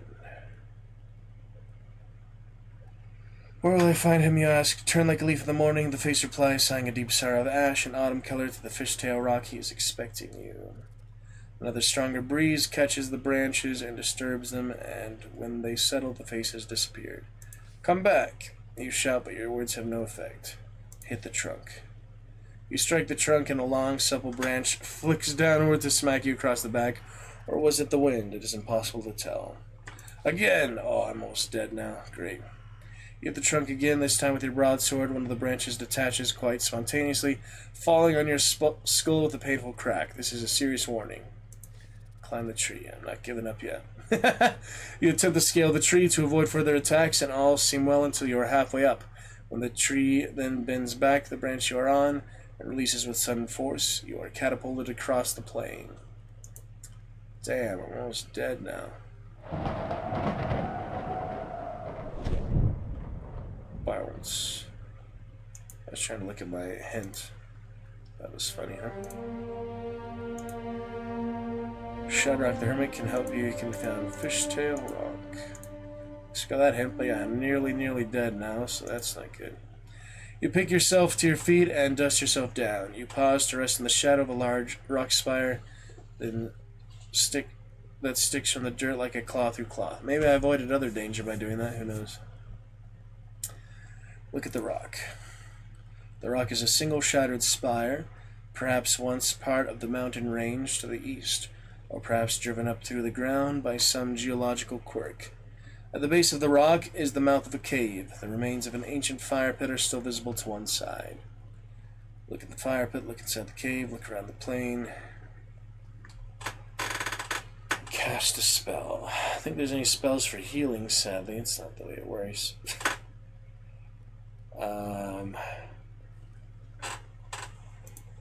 What should I cast here that would actually help me, not just, be wasted? I think you can cast spells that are just wasted.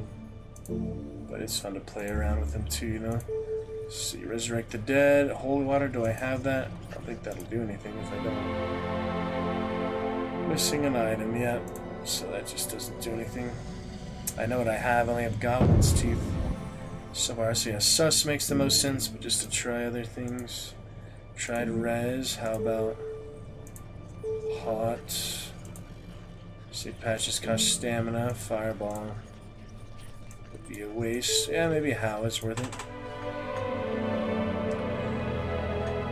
Looking to the stars, you craft the magic and calm voice begins to speak to you. It tells you there is no way forward into the cave, but the plains extend as far as you can see and further. So the cave is not worth it, you're telling me? You approach the cave with one hand on your blade. The cave appears to go back some distance into pitch blackness. Someone seems to have scratched a message into the rock inside the cave. It is only just legible and must be ancient. In the thin sunlight falling into the cave, you can make out the ancient scratched message with some difficulty. Stranger, I am waiting. Very long ago summoned you, culminating to the skies, and I will... Adra. The message of the cave wall suggests calling out a name, but what the name could be... Shadrach. You cry the name across the plains, and the echo of it seems to set off a distant avalanche. The ground begins to shake and rumble, and then you stagger to your knees. The very earth is moving, as though it was splitting or merging back together. You reach down to steady yourself, only to find that grass is growing between your fingers. Oh, look at that. Whoa. Alucardo. You pick yourself unsteadily to your feet, feeling sick and unwell. Everything around you is the same, but everything is different. The rock has two spires. For one thing, the cave seems smaller and darker, and the fire pit outside, a fire is burning. From inside, you hear the gentle sound of singing. Listen. You stop and listen. The singer is a man with a voice like gravel moving over ice. He sings in a language you do not recognize, but the melody seems to soothe your soul. You approach the fire. Shadrach. You cry, I am here.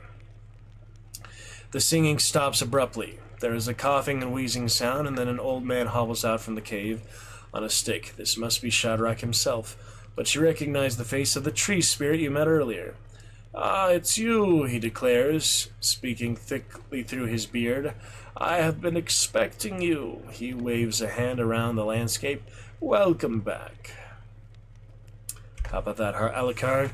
You like that, Blood Knight? You like that very much. So it's funny, I was thinking Ark Survival Evolved turned into Ark Survival Ascended, didn't it? I thought that was a funny continuation.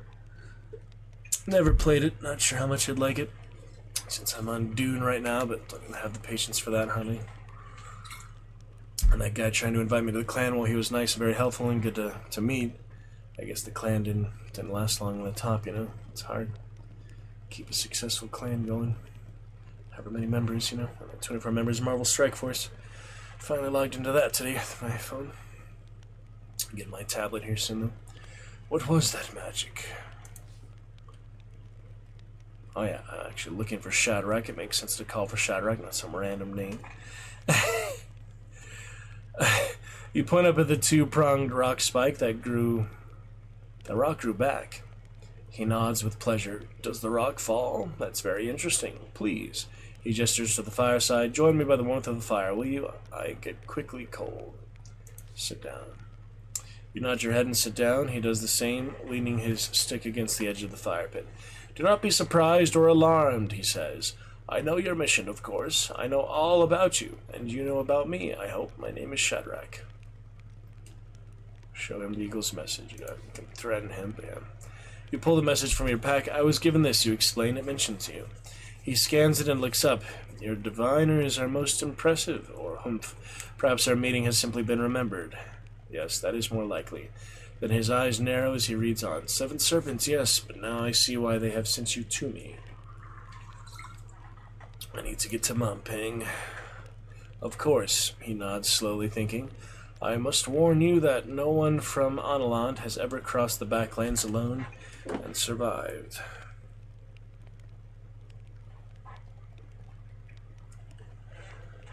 Okay.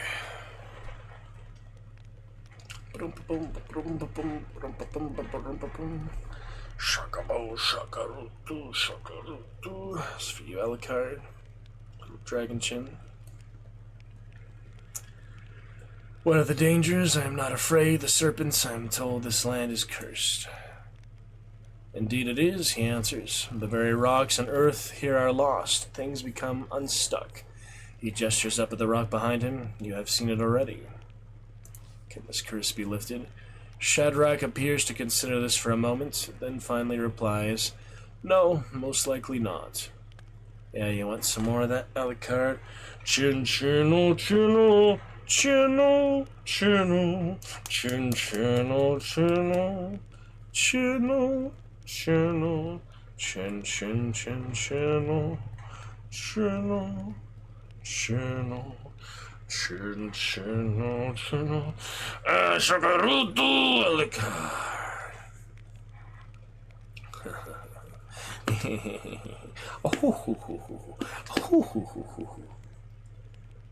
He demonstrates with his fingers as he speaks, twisting them together. The old world and the ancient world have grown together like thorny bushes. Thorny bushes. To journey through one is to journey through the other. The ancient world? How did this come to be? What did you know of the seven serpents? Do you have any food? Like that, Alucard. Thinking practically. Shadrach shakes his head. I am too holy to eat. Fasting forever, huh?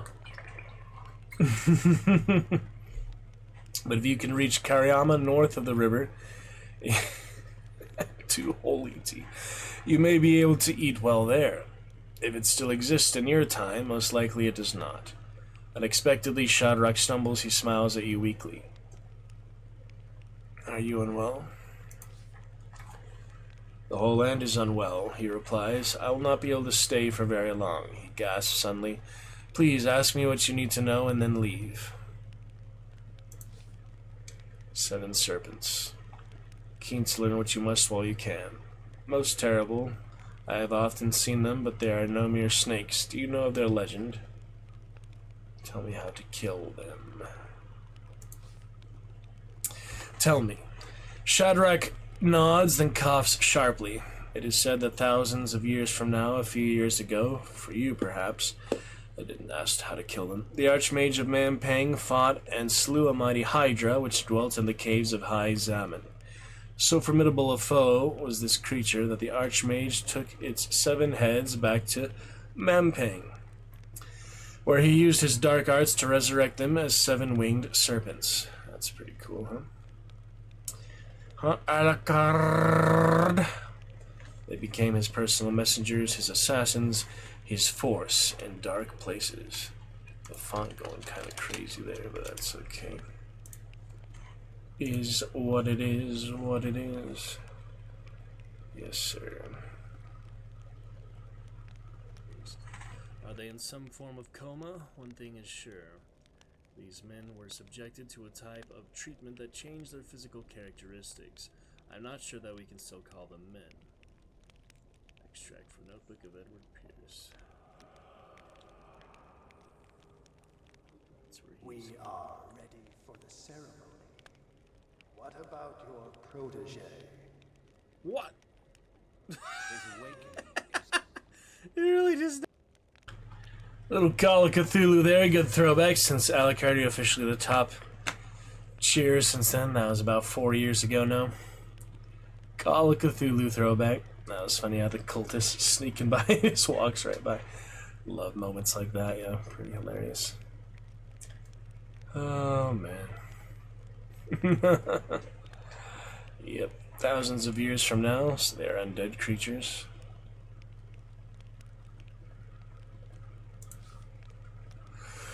Shadrach smiles weakly. Indeed so. Look about you. I fancy this valley was not green with grass when you entered it. He is right. It is the same valley, and yet not the same. Each serpent has a spirit to sustain it. That grants a great power, but also a powerful weakness. Discover those weaknesses, and you may be able to defeat the serpents. So it said, yeah, you could do it without the posts, the big stations or something. The, you know, the bases, whatever they would call them. Shadrach is shivering slightly now, and his face is pale behind the ruddy beard. So you know they're spirits. No, he says, 4 are possessed by base spirits, those of earth, fire, water, and air, but the other 3 are mysteries. Shadrach coughs and shivers. Friend, he murmurs, I wish I did not have to go, but I must if I am too close to the circle. He gets his stick and pushes himself up to his feet. Where are you going? I go to rest, he sighs happily.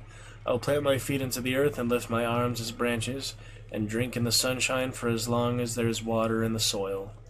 Time to leave. He raises his arms to demonstrate, laughs, almost teeters over, catches himself with his stick, and begins to cough violently. There is, he wheezes, not too much time. Farewell then, and thank you. Chandrak nods. We'll meet again. We have already met, I think. He waves a hand at his cave. Got the lion now, Mr. The lion is a prideful creature, but rightly so. With his languid strength, he is ruler of the plains over which he prowls. Inside his chest is his enormous heart, and though he knows no fear himself, he understands well the fear felt by his prey. Courage of the lion, the bravery of a lion. Courage. Right. I have left one more thing for you, and there travel well. Remember, when you walk through the fields of Ishtar, you are safe from the serpents. But if you do not return to your own time, you will never defeat them. I understand. How can I travel between these lands? Look to the beacons. See? Those are what the things you can do without even using the beacons. You can actually beat the game without using any of the beacons, apparently. He answers cryptically. If any have survived into your time, they will hold a little of your ancient light still. There is one of the north of here, at least by the river. Go there. Reaching over, he places his hand on either side of your head, and you feel a great lightness entering your body. That done, he turns and stamps away across the grass. Follow him, let him go. You get up to race after him, but a moment later he has disappeared, lost in the haze that hangs above the grasslands. You remember what he said. The land is cursed, unstuck. It seemed he used his power to bring you together, but you have now once more drifted apart. You've been left alone by the cave mouth once more.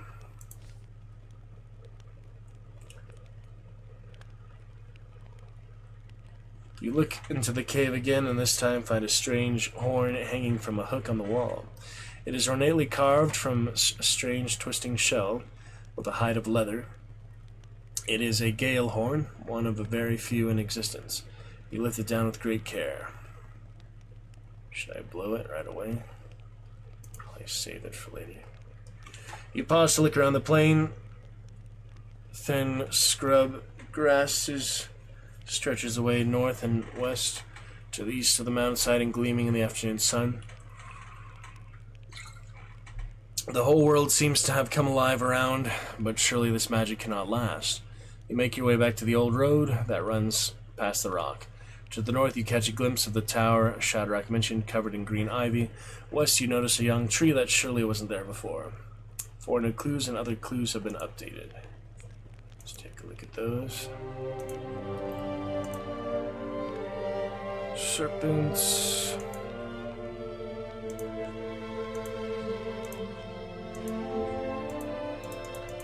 Water serpent, fire serpent, air serpent. Treasure and magical items. Gale horn.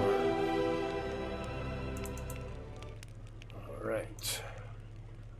South to the tree or to the north? Yeah, the tree flung me over here, so I'm gonna go back to it. Now that it's young and alive. You head out across the prairie. The sun is now in the lowest quarter of the sky. It'll be night soon again already. You swat at pestering flies and midges. The dead tree you saw here earlier is now a young, strong sapling. In its shadow, a woman sits cross-legged with eyes closed. Look at the woman. You watch the woman for a moment. She is breathing in and out slowly and murmuring under her breath. Perhaps she is praying. Round her neck she wears what looks like a giant's tooth on a leather string. A fleet of long, thin birds swoop and career overhead, snatching flies from the steamy air. Steal the tooth? Yeah, it's the dishonorable way to do it. We gotta be good when we can be good. Greet the woman. You approach the meditating woman and cough quietly. Greetings. The woman opens one eye, then shakes her head sadly. You're meant to be over there, she says, pointing a little way to the east. What do you mean? She shakes her head, opening her other eye. No matter, they tell me I'll get better at divination with practice. She offers her hand. Shake her hand. And she laughs. How very formal. Well met, stranger. My name is Elthera. Welcome to Ishtara, the land of peace and plenty. Sounds too good to be true.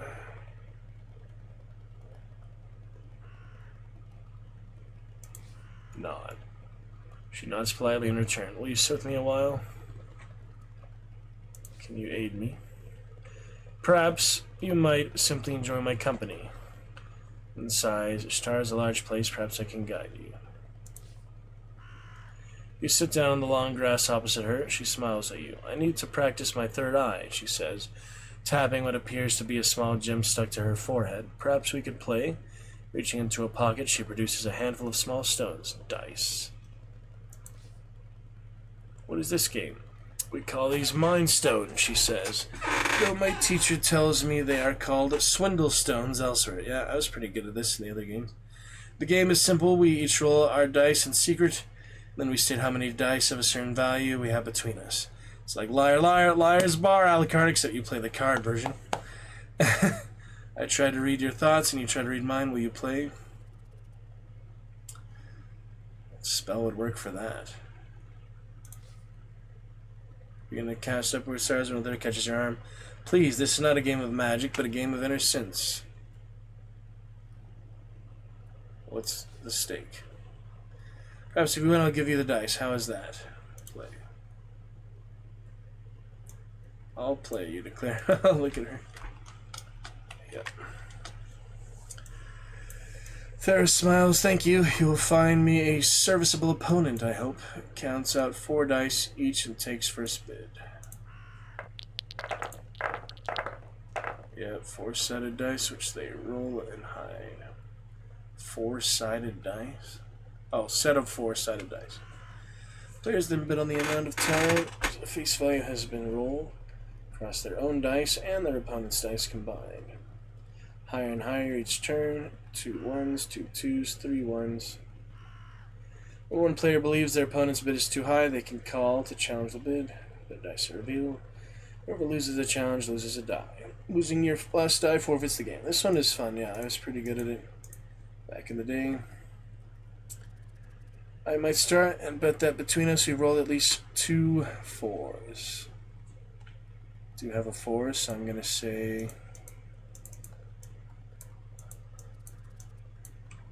Yeah, there's all these different ones. I'm going to say 4 4s. Shouldn't be too much of a stretch.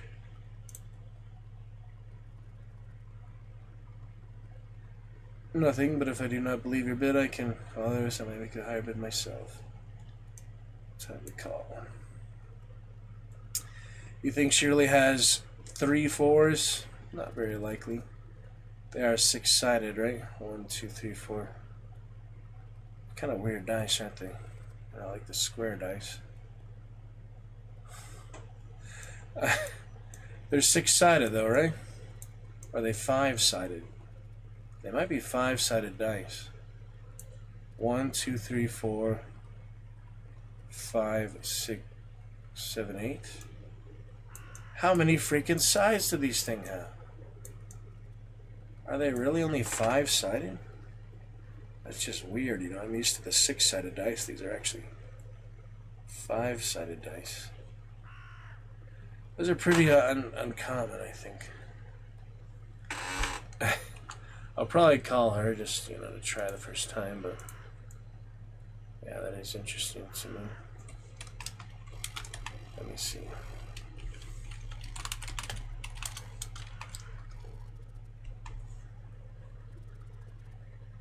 Five-sided dice.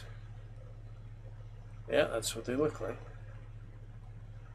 I'm just so used to the 6-sided or the 20-sided. Huh. Cubes. 3-sided. 5-sided. 6-sided. 7-sided. That's freaking 90-sided, 100-sided. Oh man. Fancy business. Curious stuff, isn't it? Curious business. Anyway, call her for now. It's fine.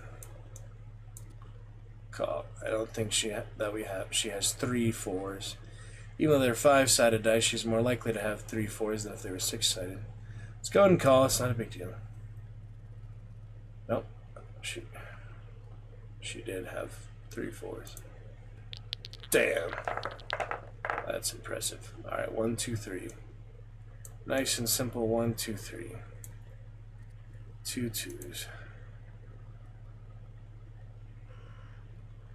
3 3s. These are hard, yeah. 3 3s. She might have 2 3s. Gosh dang it. This is already rough. I'm going to call again because I just don't know. Yeah, she had 4 3s. There's 4 3s altogether. Not a great start. Well, maybe she'll give me another chance. I'll rewind. It's not like we're actually betting anything. She's going to give me the dice. I'll probably rewind if she doesn't give me anything. Learn how to play. Alright, 2 4s. I'm going to say 3 1s.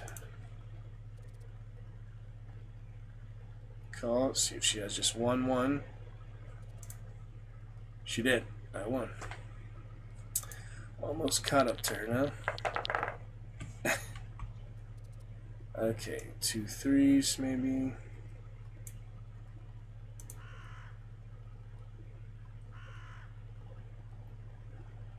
Ishtara. 2 4s. Worth a call, I guess. I don't really have anything to bluff with. Alright, we tied up. 2 dice for each. Ooh, 2 3s. That was good. So I could hope she has a 3. Or I could just play it safe. I guess I'll risk it. Because I would definitely win if she had a 3. 3 3s. Worth the risk, I guess. She have a 3. Nope. I mean, you risk it sometimes. Yeah, I probably just should have called 2. Well, now with 1, it's pretty much impossible to win, so I just have to hope she has a 1 at this point. That's pretty much all there is to it. And loss. That's the game. You lose. Laughs with pleasure, mind is open and easy to read. Without tags, please replay again. So you can give up a knock at the dice, I guess. I'll play. Let's try again. At least it gives you a chance without rewinding. Good stuff. It's that green blob again. Basically in the green blob. Interesting map. Alright, new round. We almost got it that time. How about 2 4s? I don't know. This is hard to start with when I don't have any duplicates at all. I literally have 1 of each here. 1 of each. 1 2 3 4. Maybe she'll have 2 4s. 3 3s. I just have to call, I guess. She probably has 2 3s, but I mean, why would she call that if she didn't have it, you know? Gotta think like the opponent, even if she was not human, you know? You'll probably be good at this, Alec. How do you play the card more? I just haven't played this in a few years, you know? The last time I played it was Red Dead or original, or the last time I played Sorcery. So yeah, if she has 3 3s, maybe she has 4 3s. Probably not, but I don't know what the heck else to do, you know? Sucks when I have 1 of each. It's either call or hope that she was underbetting. 5 3. See, she got overconfident there, even though she's a computer. Just pretend she's a real person. Sad state of affairs. Can't play these multiplayer games. My internet's not good enough, so call. Alright. Yeah, I don't play more multiplayer games. I don't think it's Starlink or just wait for fiber. Or move to fiber. Probably better than getting Starlink. Just got a new phone. I gotta pay for the phone, so yeah, not anytime soon, you know. Just got my first phone line, landline, extra line. Well, not landline, but you know, extra line. Hotspot. First hotspot. 2 3s. Yeah, this time I got 2 3s. So let's try 3 3s. I play it safe, or I could do 4 3s, but she only has 3 dice. 3 3s should be fine. Play it somewhat safe, but still advantageous. 5 3s. She would have to have 3 3s, so that's pretty much impossible. Statistically, she actually had 3 3s. That is insane. But you know, there's the roll of the dice. Okay, this time 3 3s right away. Reveal my hand right away. She only needs to have 1 and 3. Call, see if she has it or not. Likely she doesn't. And she wins. We'll play as many times as it takes. You know, it takes a while to get used to this again and eventually get a feel for it. But because they're 5-sided dice, it's considerably less options than usual. Do 2 4s. Raise the call. She had 1 4. Yep. She got greedy on that one. Little greedy. Now what? 2 3s? I don't know. Could be either one. 2 3s, 3 3s. She'd have to have 2 3s again. So, might as well try to call it. You are kidding me. You are kidding me, man. That's insane. 2 4s. She probably has 2 4s then. Why would she call with only 1, you know? There's no way to win here, just about. There's no way to win that, yeah. There's just no way. She wins at that point, by default. Another game. Yep, bad beginner's luck for this one, I guess. But it's a fun one, it's interesting. Okay, we got 3, let's go 3 3s. She should have at least 1 3, right? This time. Call, and... Damn, 2s. Overzealous to start. Funny. Yes, I am a traveler. 3 4s, I don't know what else to do. 4 4s. Not gonna win the 5 calls, so. Wow. Just wow. That's the way the dice freaking roll. Ready to give up yet? I can't give up, you know. 2 3s. 3 3s. I'm at a disadvantage again now. Sucks. Didn't even get a single dice that time. Holy. 2 3s, best I can do. I should have called 2 4s. She probably has 2 4s, then huh? There's nothing I can do at that point. That is just one dummy default, you know. No reason she would have. Yeah. We can play once more. Nice about it, at least. Different dialogue. Scripture. Got 2 3s. Starting high again. I probably don't need to start so high, but trying to get the advantage. 3 4s.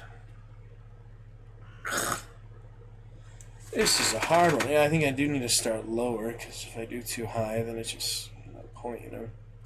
She probably has... Let me try 4 4s. 1, 2, not even close. Wow. Could have called early that time. 1 3, 2 3s.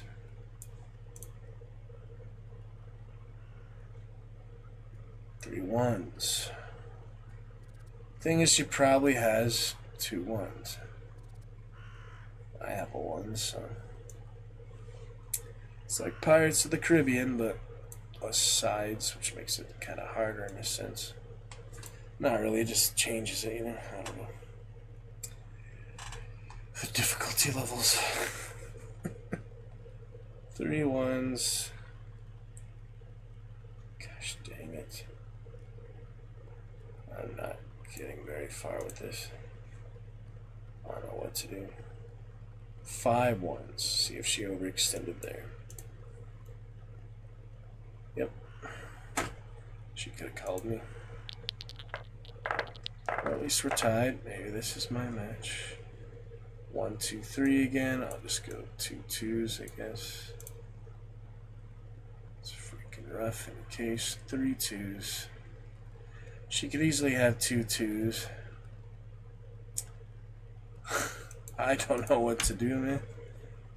Yeah, this is hard. What do I do at that point, you know?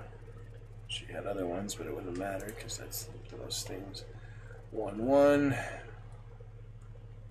I've got 2 2s, so she could try to buff, say 2 1s. Or I could say 1 1 2.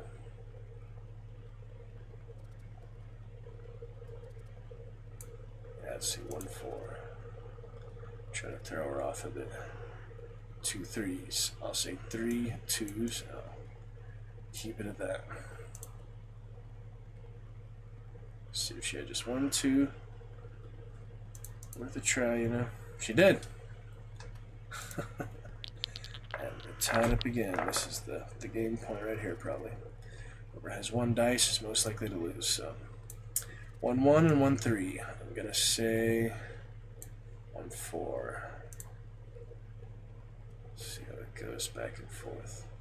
2 4s, so she probably has a 4. Gosh dang. Maybe she doesn't. Maybe she doesn't have 2 4s. Maybe she was just calling that because I have. See, that's why I threw her off. Let's see if it works. Here we go. That was smart, see? Ha! That was smart. I actually lied to her face that time. It took me a few rounds to, you know, to get the bluff in. Now I should be able to win pretty easily. Let's see what she starts with. 1 1. I'll say 1 2 or yeah, 1 2. Yeah, it's like the Liar's Dice a la carte. Pretty good, huh? I used to be pretty good at it. The original games of those were years ago. 2 1s and call. She loses. I finally get the dice at least. The game is yours. I win, don't I? Thea laughs. You're a challenging mind. Maybe play again. I finally won. So no. I am growing tired. She drops them into your palm. Here, take these. She declares you'll have better use of them than I. Foresee as much. Don't need to give them back to her. Right, Alucard, but not yes, sir. Yes, sir. Who's gonna patronize a little 4x4 kind of store anymore? Gets to her feet. I must be going, she says. Travel well. Come and visit me if you will. She waves in the direction of the cliff. You came down when you entered the backlands, but quite wise, not clear. Then she hurries away. Look at the tree. The tree is relatively young, fresh, and strong, as though it has only been planted a few minutes before. It is hard to believe this is the same tree you saw before, so tall and so very dead, but the position is the same.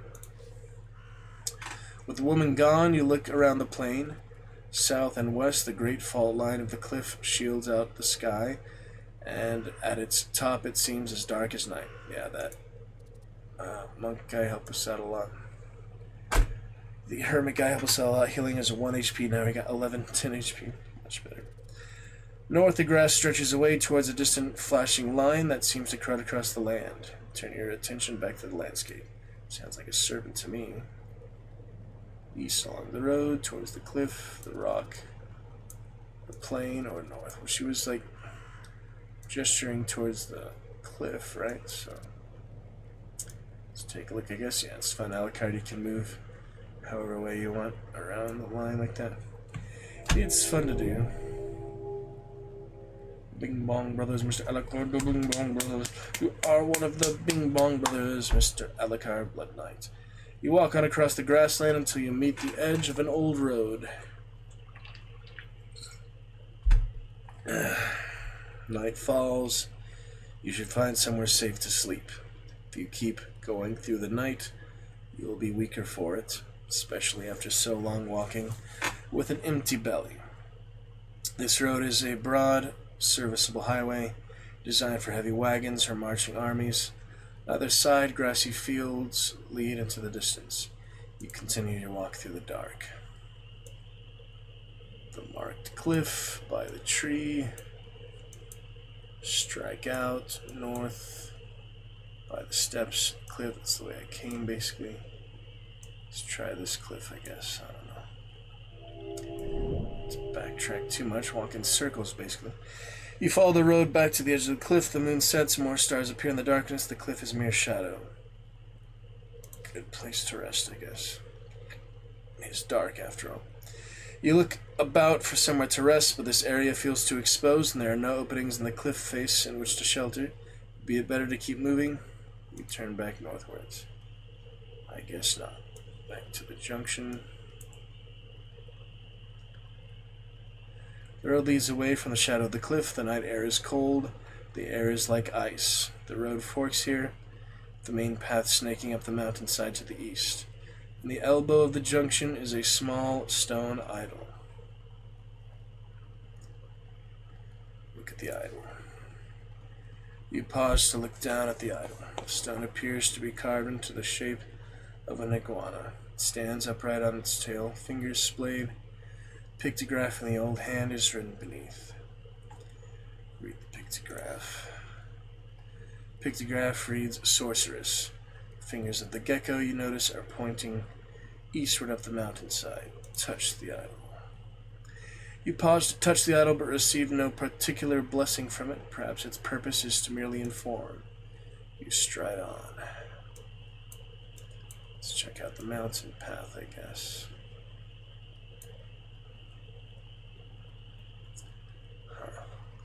You begin to make your way up the mountainside. The sky is already beginning to warm in the east.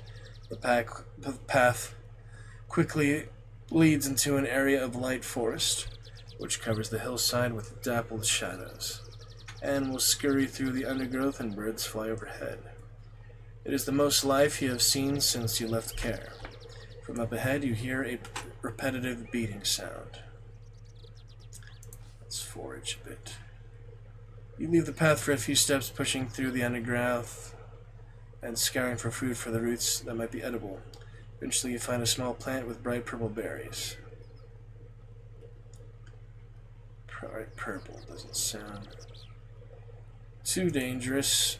Let's cast a spell, potentially save us a lot of pain. S-U-S. Alacardo. You bind the starlight into shape around you, and a quiet voice enters your mind. The voice suggests this place is quite safe. The spell fades. Handful of berries. A few are squashed, staining your hands a bright blue color. Eat some now. Eat another handful. They are quite nourishing. Turn back to the main path. The beating sound pauses for a moment, but then starts up once more. You notice the noise is loud and regular, and accompanied by the occasional cry. It seems to be coming from somewhere close, a little way to the north. You push on through the trees, using the beating noise to cover the sound of your steps. Yeah, our reward draw, Alucard Blood Knight. We'll play some more Nox once we get that 9th hype train. Excited for that exclamation gift right there. Follow the sound or go through the forest. Well, I do need to catch the serpents, so I guess we'll give it a try, shall we? Let's check it out. Over the mountain and down the hill. Day 2. Gain 1 provision, reach the pit of the backlands, and met Shadrock the Hermit.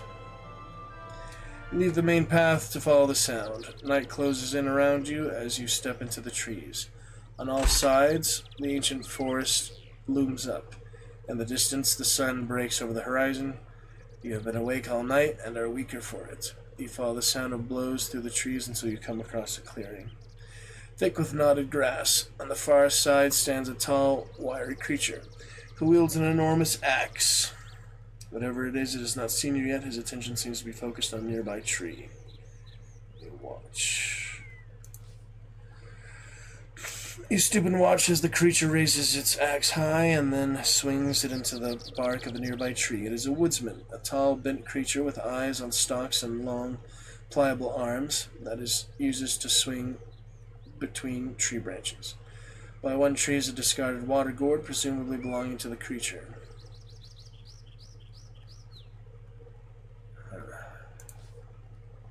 Greetings, you cry, striding onto the clearing.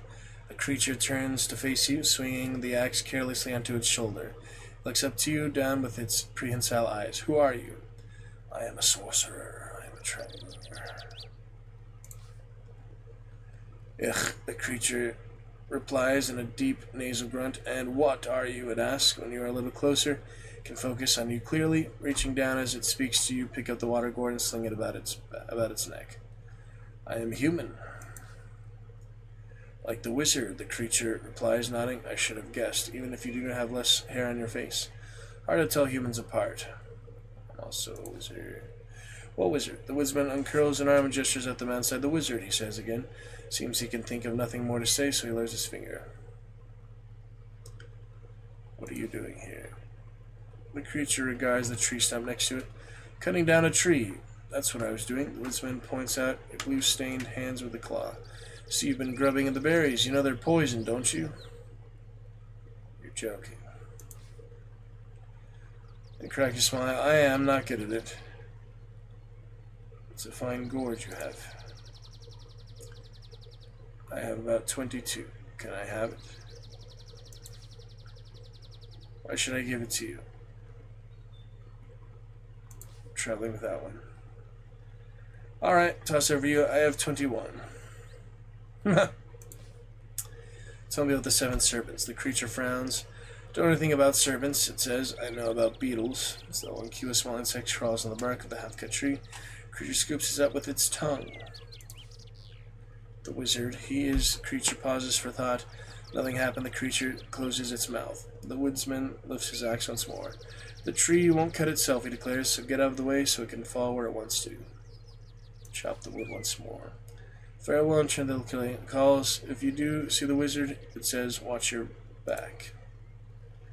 Watch your bark. Alright, got the gourd. That's good.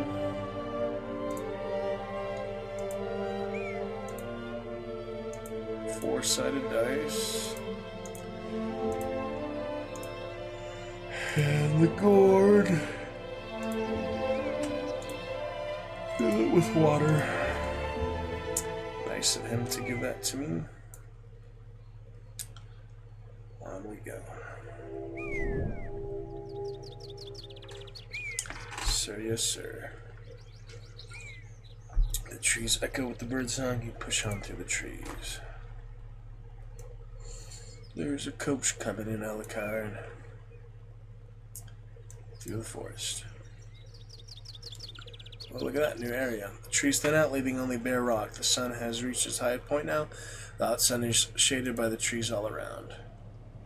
Yeah, look at this. A landscape within a landscape.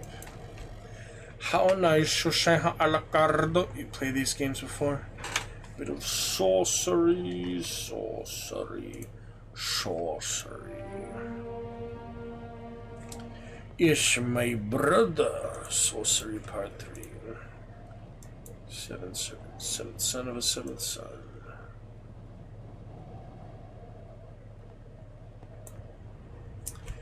Here we go to save the day. Something good fun. This was once perhaps the cone of a volcano. Now it is a wide, dusty stone bowl, but is not empty. I wonder if that Mafia game you can go in the volcano a la carte, or it erupts in emission all the lava and such. That'd be really cool, huh? Not too many games do lava like very well. There usually is lava in video games, but not many of them like very exciting. Like actually can go in the lava or next to the lava like, without just dying instantly, you know. But it is not empty. In the center stands a circular dwelling with a steeply pitched canvas roof. You glance around the wide pit of the old volcano, but there's little to be seen. Now, you typically examine everything before you do anything with it here. It's funny. No doubt the ash mixed in the dust is what makes the forest you saw on the slopes so lush and verdant. At least it seems fairly unlikely the volcano will erupt again. Cold wind claw at your skin. What should we cast here?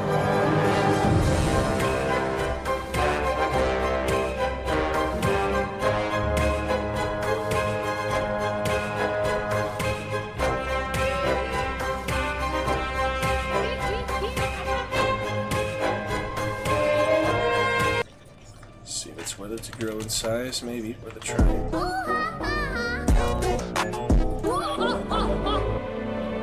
You weave the enchantment. For a moment it seems nothing will happen, then suddenly you begin to grow 3 times your normal size. That helps for combat and such. I'm a big boy now. Over to the hut.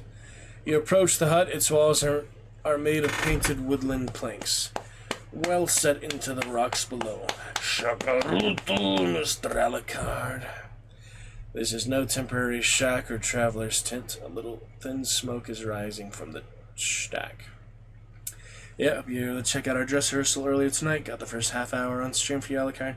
Hear my first couple of lines. It was good fun. We at least had some of it, you know. Some of it on stream. Decent times. Good fun.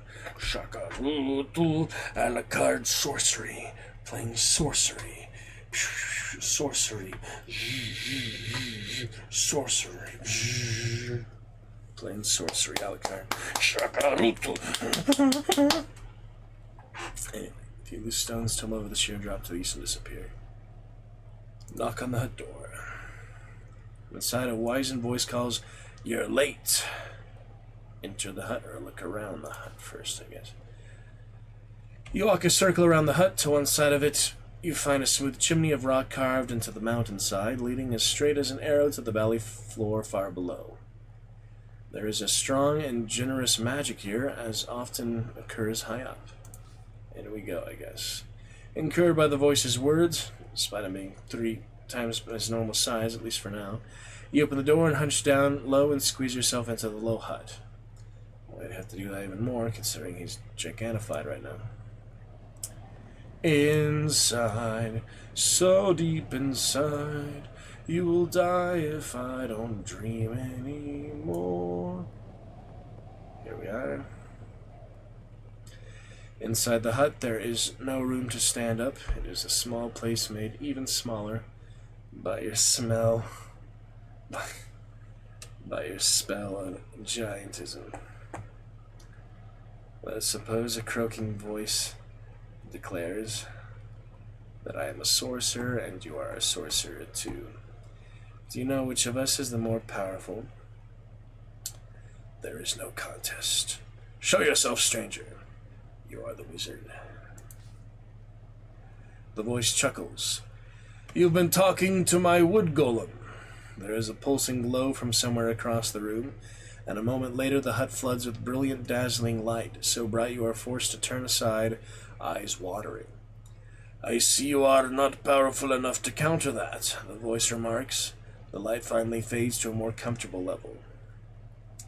Counter, I know the spell. Yep, you like to be the good blood mage, Alucard. You hear the speaker rise and approach. A wizened, calloused hand is offered. Welcome. I mean you no harm, and you can tell by my advanced age. Shake the hand. Tiny between your giant fingers. See, he actually is giant. It makes a difference. There's all these unique interactions. Yeah, I wouldn't normally be giant, but I am right now. It's funny, you know, I just happen to do that. In the light from her spell, you can now see the sorceress, a woman so ancient that her features are lost within a mess of wrinkles. She smiles as you look at her. I could be anybody under all these years, could I not? She remarks. You are a sorcerer. I am, she smiles. My name is Breya. I am a sorceress once of high examen, though I left that place some time ago. You are welcome, she frowns. Though if you continue stomping around in here at 3 times your proper size, you're going to knock something over, so we won't have any more of that. Cancel the spell. It will pass soon. Refuse. That's pretty funny, huh? Casually, not soon enough. Bria clicks her tongue and reaches into a pouch by her side, producing something the size of in shape of a die. Spring forwards while you freaking attack her. You can play it pretty differently, isn't that funny? Maybe next time, huh? You watch as she tosses the item onto the floor of the hut. It is a giant's tooth. A moment later, smoke is hissing from the tooth. I can see what she's gonna do with that first hand. It's from the spell book. The one that requires a giant's tooth, obviously. Remember the skull cap, those are some interesting ones. You can read minds, you can cause fear, sap there, demoralize, jewel of gold.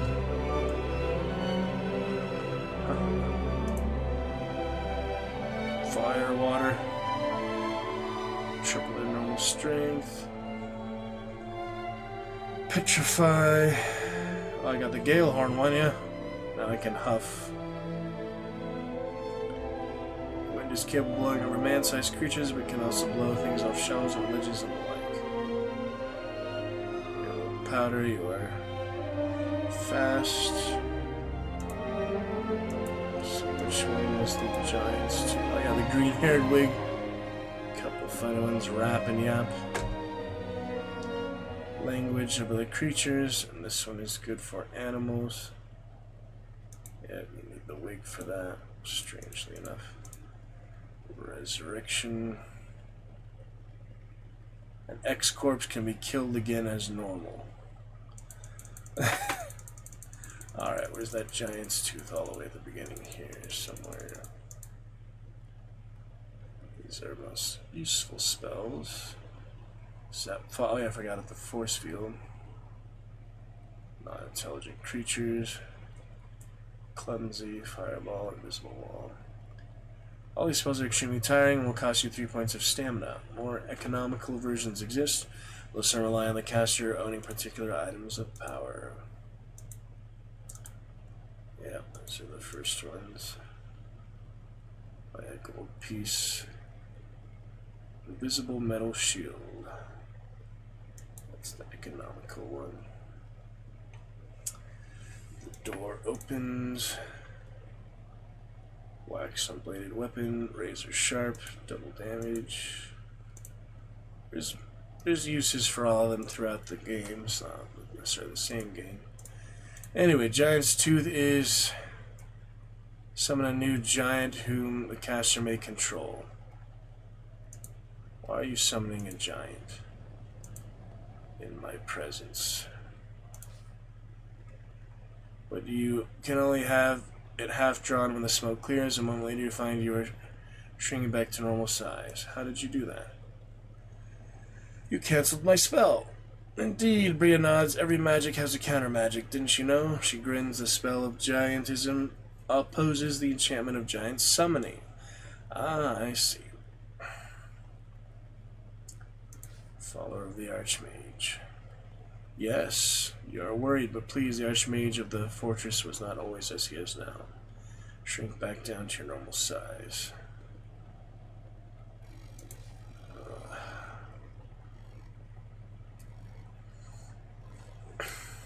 So much stuff. Anyway. Okay, we're moving on here. Good opening night. A bit hot and such. I don't know what we got close to. Oh, just a bit hot and such. I don't know. Oh my goodness.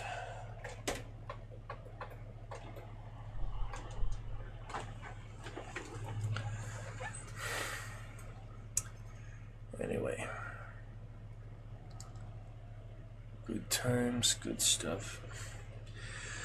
Need to rest for the good opening night tomorrow. It's 2 a.m. Yeah. Pick it up, Imlas Adventures, Geralt of Rivia Adventures, Corvo Atano, Emily Caldwin Adventures.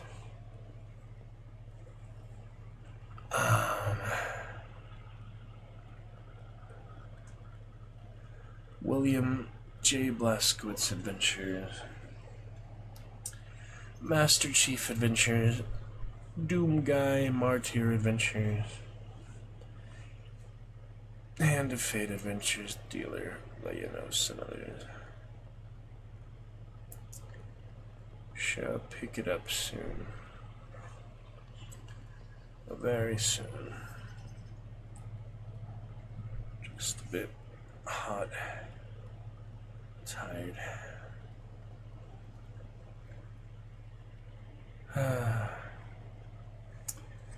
We'll call it good for that for now.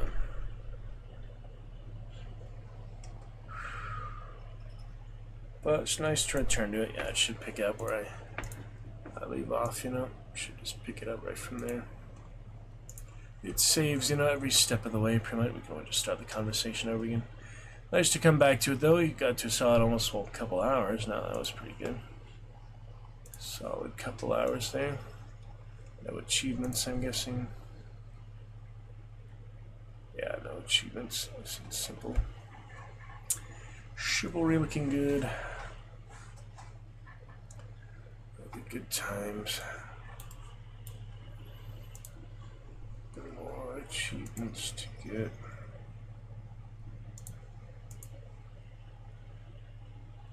Yeah. Pretty good fun. Different swords and such. We'll go back to Erendite here for you to see soon. Well, that was the achievement I did without the Erendite on their saber. It's okay, you know.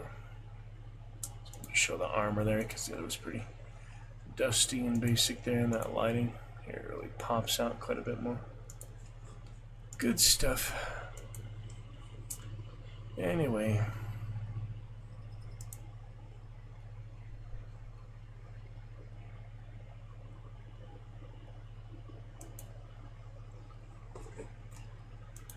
Get it from there. Thank you, Alucard, keeping the chat. Chris Bay, appreciate that before a big opening night to come and such. Got a good half hour here in the dresser, so I shall see you very soon. Yeah, I had to get rest here very soon, and busy opening night tomorrow, so look forward to that. Other good stuff. And we'll pick it up from there. Wish us luck. Eyes open, good times. See you again soon. I'll be back Magnificent Monday for sure. Yeah, busy Friday opening night, Saturday night show, and Sunday matinee. I will see you Magnificent Monday for sure. Get some Chivalry, some Fortnite, some Battlefronts, maybe some Hunt, maybe some other business things. I need to look at Zoom shows, headshots, stuff like that. And get ready for other auditions. Catch you in a bit. Eyes open. We shall be back. Magnificent Monday, 6 p.m. for sure. Hopefully, it's the plan. That's the plan, at least. See you then. Pick it up. Eyes open. Take care. And talk to you very soon. Good night for now. See you after opening weekend. Gonna be good. And we shall see. We shall see. See you soon.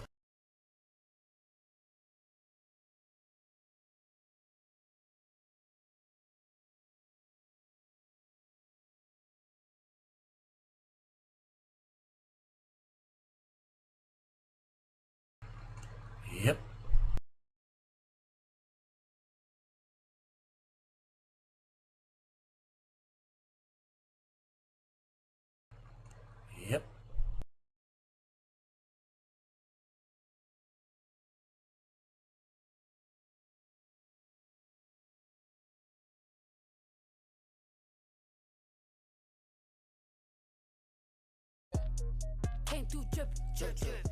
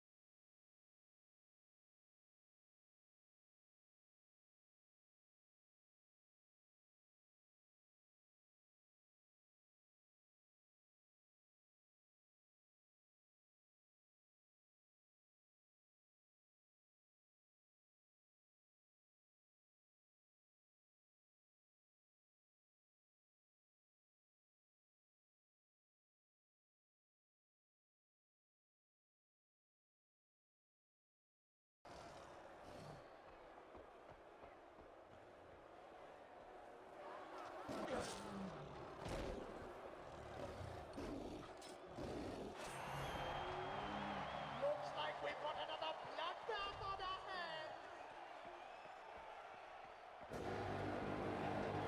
It's time for the final event. We will no longer accept weapons and animals as pets. You want another shortly. Morning, Grandma.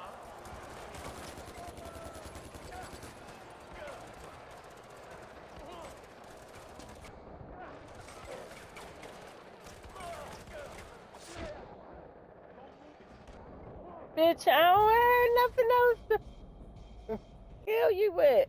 Hey, Ace, thank you for the raid. Not Gladiator. It's a Far Cry 4. And yeah. I'm getting my ass whooped. They don't give you much supplies, but you gotta fight like all these people. You gotta do like 5 waves. And the waves get tougher and tougher, but you don't have. Look, you gotta fight animals.